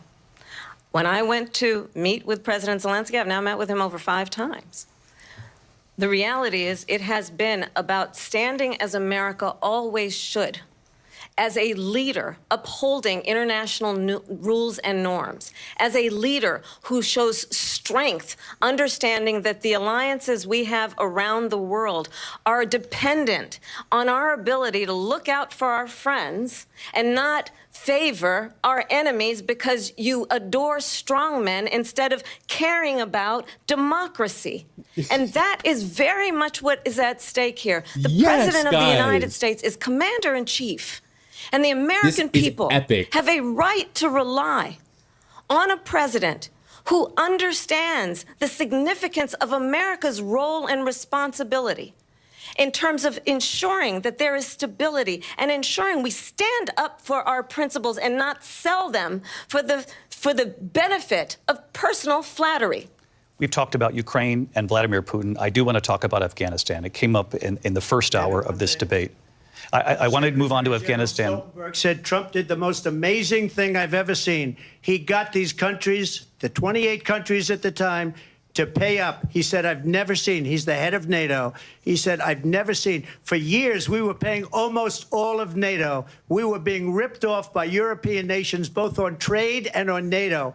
I got them to pay up by saying one of the statements you made before, if you don't pay, we're not going to protect you. President Otherwise, Trump. we would have never gotten it. He said it was one of the most incredible jobs that he's ever seen done. Thank you. I want to turn to Afghanistan. It came up in the first hour of the debate, and we witnessed a poignant moment today on Capitol Hill, honoring the soldiers who died in the chaotic withdrawal from Afghanistan. I do want to ask the Vice President, do you believe you bear any responsibility in the way that withdrawal played out? Well, I will tell you, I agreed with President Biden's decision to pull out of Afghanistan. 4 presidents said they would, and Joe Biden did. And as a result, America's taxpayers are not paying the $300 million a day we were paying for that endless war. And as of today, there is not one member of the United States military who is in active duty in a combat zone in any war zone around the world, the first time this century. But let's understand how we got to where we are. Donald Trump, when he was president, negotiated one of the weakest deals you can imagine. He calls himself a deal maker. Even his national security advisor said it was a weak, terrible deal. And here's how it went down. He bypassed the Afghan government. He negotiated directly with a terrorist organization called the Taliban. The negotiation involved the Taliban getting 5,000 Taliban terrorists released. And get this, and the president at the time invited the Taliban to Camp David, a place of storied significance for us as Americans, a place where we honor the importance of American diplomacy, where we invite and receive respected world leaders. And this former president, as president, invited them to Camp David because he does not, again, appreciate the role and responsibility of the President of the United States. She wanted to say something else there than former president. With a level of respect. And this gets back to the point of how he has consistently disparaged and demeaned members of our military, fallen soldiers, and the work that we must do to uphold the strength and the respect of the United States of America around the world. Vice President Harris, thank you. President Trump, your response to her saying that you began the negotiations with the Taliban. So if you take a look at that period of time, the Taliban was killing our soldiers, a lot of them, with snipers. And I got involved with the Taliban because the Taliban was doing the killing. That's the fighting force within Afghanistan. They don't bother doing that because, you know, they deal with the wrong people all the time. But I got involved. And Abdul is the head of the Taliban. He is still the head of the Taliban. And I told Abdul, don't do it anymore. You do it anymore, you're going to have problems. And he said, why do you send me a picture of my house? I said, you're going to have to figure that out, Abdul. And for 18 months, we had nobody killed. We did have an agreement negotiated by Mike Pompeo. It was a very good agreement. The reason it was good, it was we were getting out. We would have been out faster than them, but we wouldn't have lost the soldiers. We wouldn't have left many Americans behind, and we wouldn't have left $85 billion worth of brand new, beautiful military equipment behind. And just to finish, they blew it. The agreement said you have to do this, and they didn't do it. They didn't do it. The agreement was terminated by us because they didn't do what they were supposed to do. I want to move on. And these people did the worst withdrawal and, in my opinion, the most embarrassing moment in the history of our country. And by the way, that's why Russia attacked Ukraine, because they saw how incompetent she and her boss are. President Trump, thank you. I want to move on now to race and politics in this country. Mr. President, you recently said of Vice President Harris, quote, I didn't know she was black until a number of years ago when she happened to turn black, and now she wants to be known as black. I want to ask a bigger picture question here tonight. Why do you believe it's appropriate to weigh in on the racial identity of your opponent? I don't, and I don't care. I don't care what she is. I don't care. You make a big deal out of something. I couldn't care less. Whatever she wants to be is okay with me. Said. But those were your words, so I'm asking. I don't know. I mean, all I can say is I read where she was not black, that she put out, and I'll say that. And then I read that she was black, and that's okay. Either one was okay with me. That's up to her. That's up to her. Vice President Harris, your thoughts on this? I think it's, I mean, honestly, I think it's a tragedy that we have someone who wants to be president who has consistently, over the course of his career, attempted to use race to divide the American people. Yeah. You know, I do believe that the vast majority of us know that we have so much more in common than what separates us, and we don't want this kind of approach that is just constantly trying to divide us, and especially by race. And let's remember how Donald Trump started. He was a land. He owned buildings, and he was investigated because he refused to rent property to black families. Yeah, yeah. Let's remember, this is the same individual who took out a full-page ad in the New York Times calling for the execution of 5 young black and Latino boys who were innocent, the Central Park 5. Wow. Took out a full-page ad I've never calling heard for of their that. execution. This is the same individual who spread birther lies about the first black president of the United States. Yes. And I think the American people want better than that, want better than this, want someone who understands, as I do, I travel our country. We see in each other a friend. We see in each other a neighbor. We don't want a leader who is constantly trying to have Americans point their fingers at each other. I meet with people all the time who tell me, can we please just have discourse about how we're going to invest in the aspirations and the ambitions and the dreams of the American people? Knowing that regardless of people's color or the language their grandmother speaks, we all have the same dreams and aspirations and want a president who invests in those, not in hate and division. Vice President Harris, thank you. Lindsay? President Trump, this is now your 3rd time. This is the most divisive presidency in the history of our country. There's never been anything like it. They're destroying our country, and they come up with things like what she just said. Going back many, many years, when a lot of people, including Mayor Bloomberg, agreed with me on the Central Park 5, they admitted, they said, they pled guilty. And I said, well, if they pled guilty, they badly hurt a person, killed a person ultimately. And if they pled guilty, then they pled, we're not guilty. But this is a person that has to stretch back years, 40, 50 years ago, because there's nothing now. I built one of the greatest economies in the history of the world, and I'm going to build it again. It's going to be bigger, better, and stronger. But they're destroying our economy. They have no idea what a good economy is. Their oil policies, every single policy. And remember this, she is Biden. You know, she's trying to get away from Biden. I don't know the gentleman, she says. That was great. She is Biden. The worst inflation we've ever had, a horrible economy because inflation has made it so bad, and she can't get away with that. Thank you. Your time is up, Lindsay. I want to respond to that, though. I want to just respond briefly. Clearly, I am not Joe Biden, and I am certainly not Donald Trump.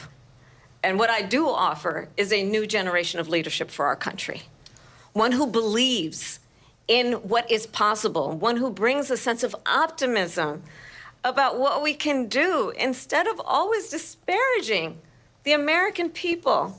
I believe in what we can do to strengthen our small businesses, which is why I have a plan. Let's talk about our plans and let's compare the plans. I have a plan to give startup businesses $50,000 tax deduction, to pursue their ambitions, their innovation, their ideas, their hard work. I have a plan, $6,000 for young families for the first year of your child's life, to help you in that most critical stage of your child's development. I have a plan that is about allowing people to be able to pursue what has been fleeting in terms of the American dream by offering a help with down payment of $25,000 down payment assistance for first-time home buyers.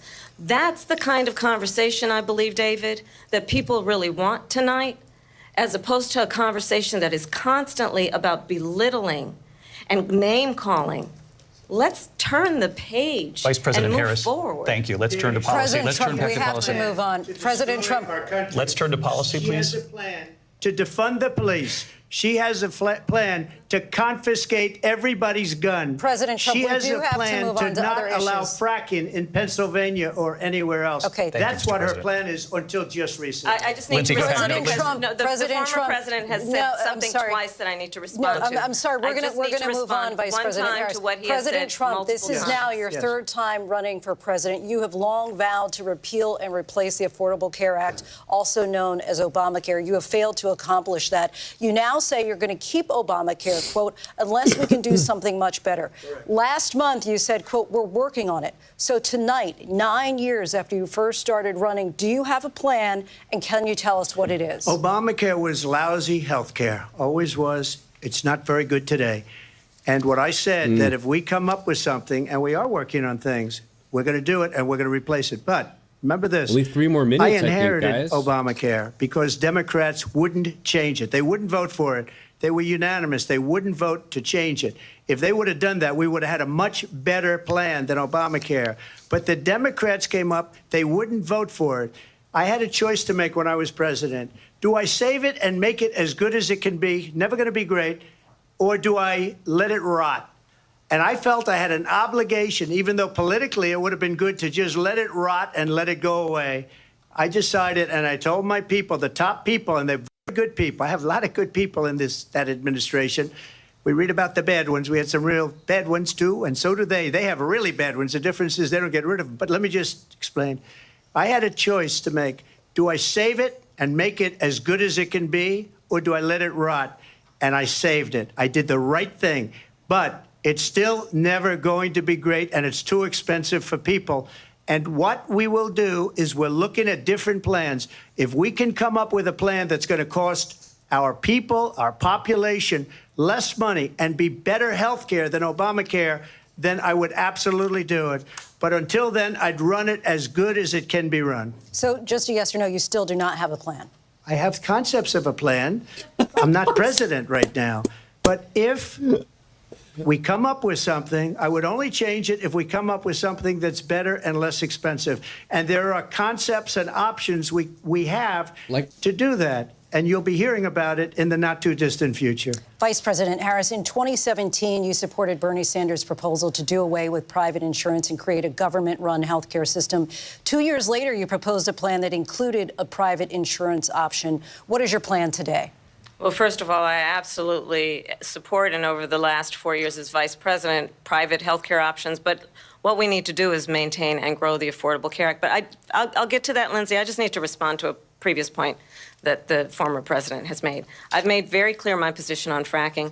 And then this business about taking everyone's guns away. Tim Walz and I are both gun owners. We're not taking anybody's guns away. So stop with the continuous lying about this stuff.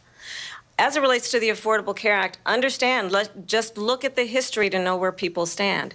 When Donald Trump was president, 60 times he tried to get rid of the Affordable Care Act. 60 times. I was a senator at the time when I will never forget the early morning hours when it was up for a vote in the United States Senate.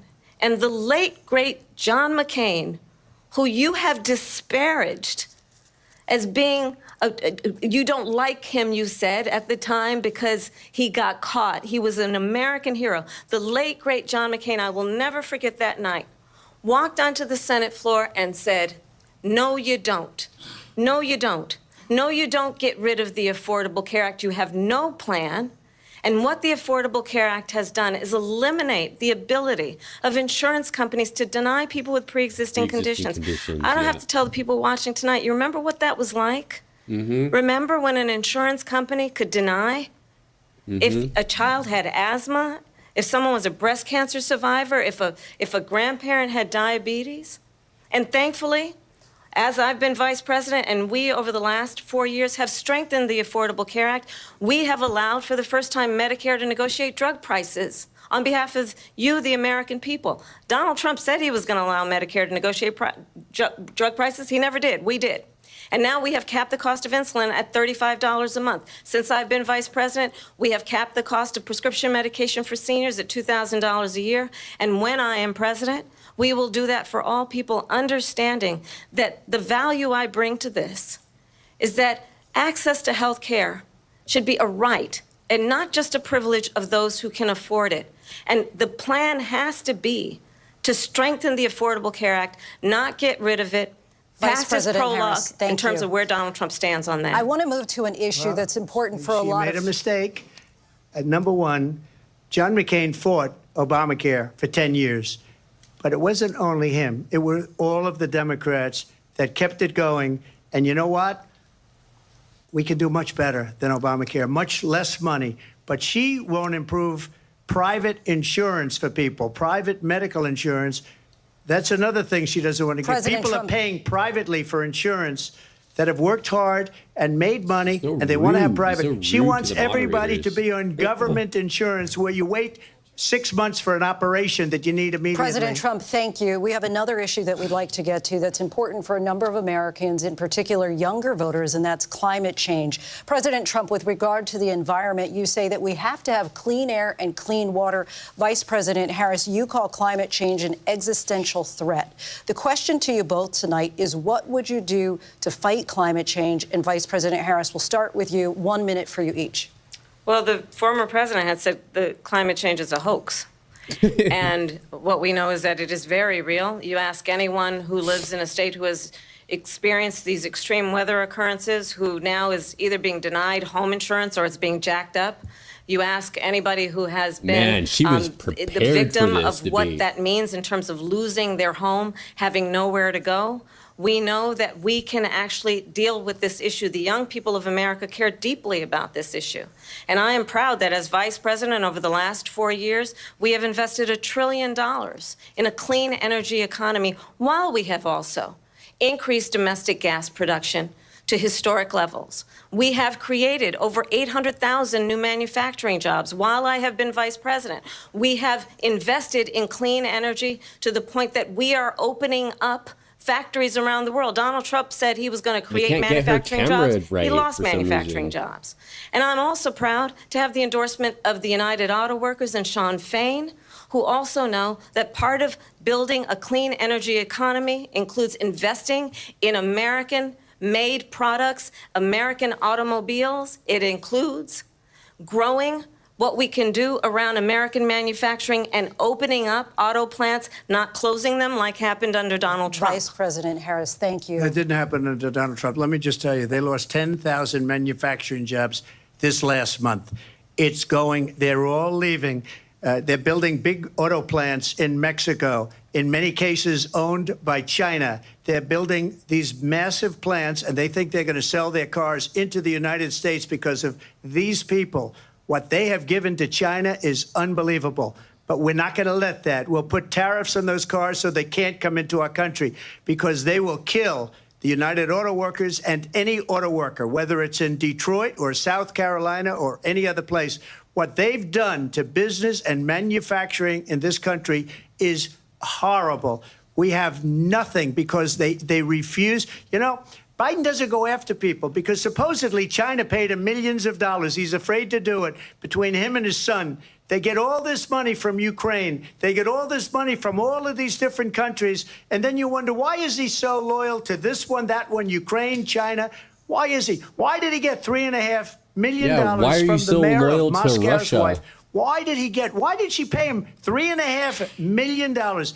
This is a crooked administration, and they're selling our country down the tubes. President Trump, thank you. Thank you. We'll be right back with closing statements from both of our candidates. An historic night, this ABC News presidential debate from Philadelphia. Back in a moment. Yeah, and what about all the tenant media that is now coming to light? All this money that Russia has funneled into MAGA right-wing influencers to influence discourse online about the Ukraine-Russian war, but not just limited to that, but and then of course we know that, you know, Paul Manafort was somebody who received payments from the Russians, right? In 2016, you know, Trump was indicted, right? And ultimately the Mueller report basically concluded that, well, we can't prosecute him now because he's president, but there was in fact most certainly Russian interference in the 2016 election that took to help Donald Trump win the election for one reason or another. So, I mean, if we're going to talk about getting money from foreign influences, you know,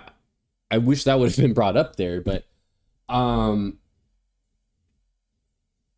yeah, I mean, there's some good lines here. I thought that, you know, Harris said Donald Trump was fired by 81 million people, kind of turning his "you're fired" thing back on him. You they asked him, why did you try to kill the border bill? And would you veto a national abortion ban? He refused to answer either of those questions. He refused to answer the question of, is it in America's best interest that Ukraine wins? I mean, this has been a wash, ladies and gentlemen. This has been any expectations that we had for Harris, she's exceeded them. And Trump has basically fallen into being defensive and totally into Harris's game plan. For instance, when the race thing was brought up, oh, you don't think Kamala Harris is black? Why did you say that?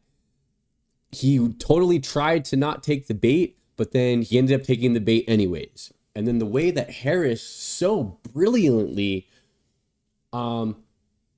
hit back with, well, here's all this stuff that you've done to black people over the years that kind of shows that you're kind of a racist jerk.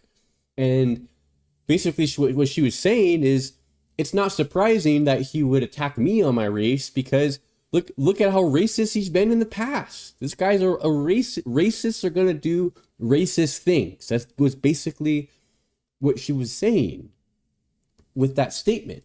Trump, he is not having a good night. He has this dejected, deflated look on his face. And he's not looking at her. Do you guys notice Harris is consistently, continually looking at Trump as she speaks, and Trump is not looking at her? Who looks intimidated by who on this stage tonight, right? And I think that it's Trump that looks intimidated by Harris, based on his body language.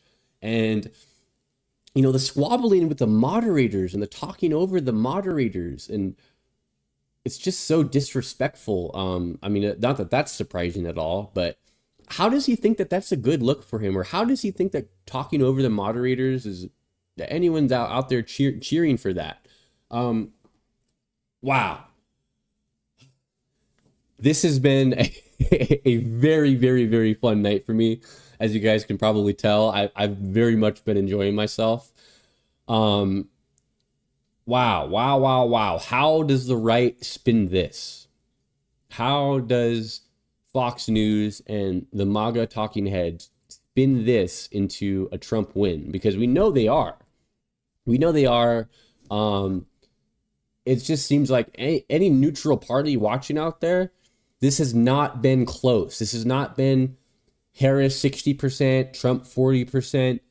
This has been a wash. This has been Harris winning 95, 97% of the questions. And we're back.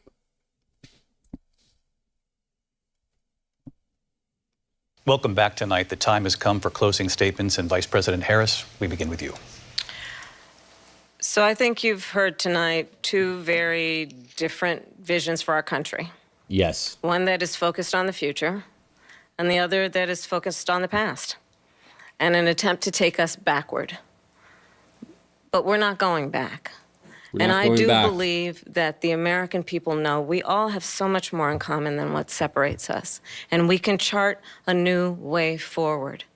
And a vision of that includes having a plan, understanding the aspirations, the dreams, the hopes, the ambition of the American people, which is why I intend to create an opportunity economy, investing in small businesses, in new families, in what we can do around protecting seniors, what we can do that is about giving hardworking folks a break and bringing down the cost of living. I believe in what we can do together. That is about sustaining America's standing in the world and ensuring that we have the respect that we so rightly deserve, including respecting our military and ensuring we have the most lethal fighting force in the world. I will be a president that will protect our fundamental rights and freedoms, including the right of a woman to make decisions about her own body and not have her government tell her what to do. I'll tell you, I started my career as a prosecutor. I was a DA, I was an attorney general, a United States senator, and now vice president. I've only had one client, the people. And I'll tell you, as a prosecutor, I never asked a victim or a witness, are you a Republican or a Democrat? The only thing I ever asked them, are you okay? And that's the kind of president we need right now. Someone who cares about you and is not putting themselves first. I intend to be a president for all Americans and focus on what we can do over the next 10 and 20 years to build back up our country by investing right now in you, the American people. Vice President Harris, thank you. President Trump. So she just started by saying she's going to do this, she's going to do that, she's going to do all these wonderful things. Why hasn't she done it? She's been there for 3.5 years. They've had 3.5 years to fix the border. They've had 3.5 years to create jobs and all the things we talked about. Why hasn't she done it? She should leave right now, go down to that beautiful White House, go to the Capitol, get everyone together and do the things you want to do, but you haven't done it and you won't do it because you believe in things that the American people don't believe in. You believe in things like we're not going to frack. We're not going to take fossil fuel. We're not going to do things that are going to make this country strong, whether you like it or not. Germany tried that, and within 1 year, they were back to building normal energy plants. We're not ready for it. We can't sacrifice our country for the sake of bad vision. But I just ask one simple question. Why didn't she do it? We're a failing nation. We're a nation that's in serious decline. We're being laughed at all over the world. All over the world, they're laughed. I know the leaders very well. They're coming to see me. They call me. We're laughed at all over the world. They don't understand what happened to us as a nation. We're not a leader. We don't have any idea what's going on. We have wars going on in the Middle East. We have wars going on with Russia and Ukraine. We're going to end up in a third world war, and it'll be a war like no other because of nuclear weapons, the power of weaponry. I rebuilt our entire military. She gave a lot of it away to the Taliban. She gave it to Afghanistan. What these people have done to our country, and maybe toughest of all, is allowing millions of people to come into our country. Many of them are criminals, and they're destroying our country. The worst president, the worst vice president in the history of our country. President Trump, thank you. And that is our ABC News presidential debate from here in Philadelphia at the National Constitution Center. I'm Lindsay Davis. And I'm David Muir. Thank you for watching here in the U.S. and all over the world, and from all of us here at ABC News. Good night. What's your plan for the country? Harris is a terrible vice president. And we are here live guys. on ABC. Thank you so much for joining me. Comments. I'm Martha Raddatz. I was planning to go a little longer, but I need to decompress. Honestly, I need to decompress from that. That was a whirlwind of a debate. Thank you so much for stopping by, everybody. Let's do everything we can to elect Kamala Harris and Tim Walz to the next president and vice president of the United States of America. Get involved in your local community, phone banking, door knocking, canvassing, donate if you can. Because as you just saw, Donald Trump cannot become president of the United States for all the reasons that you just saw. So thank you so much for stopping by, guys. It's been a great night, and I'll catch you all in my next videos and my next stream as well. All right, peace.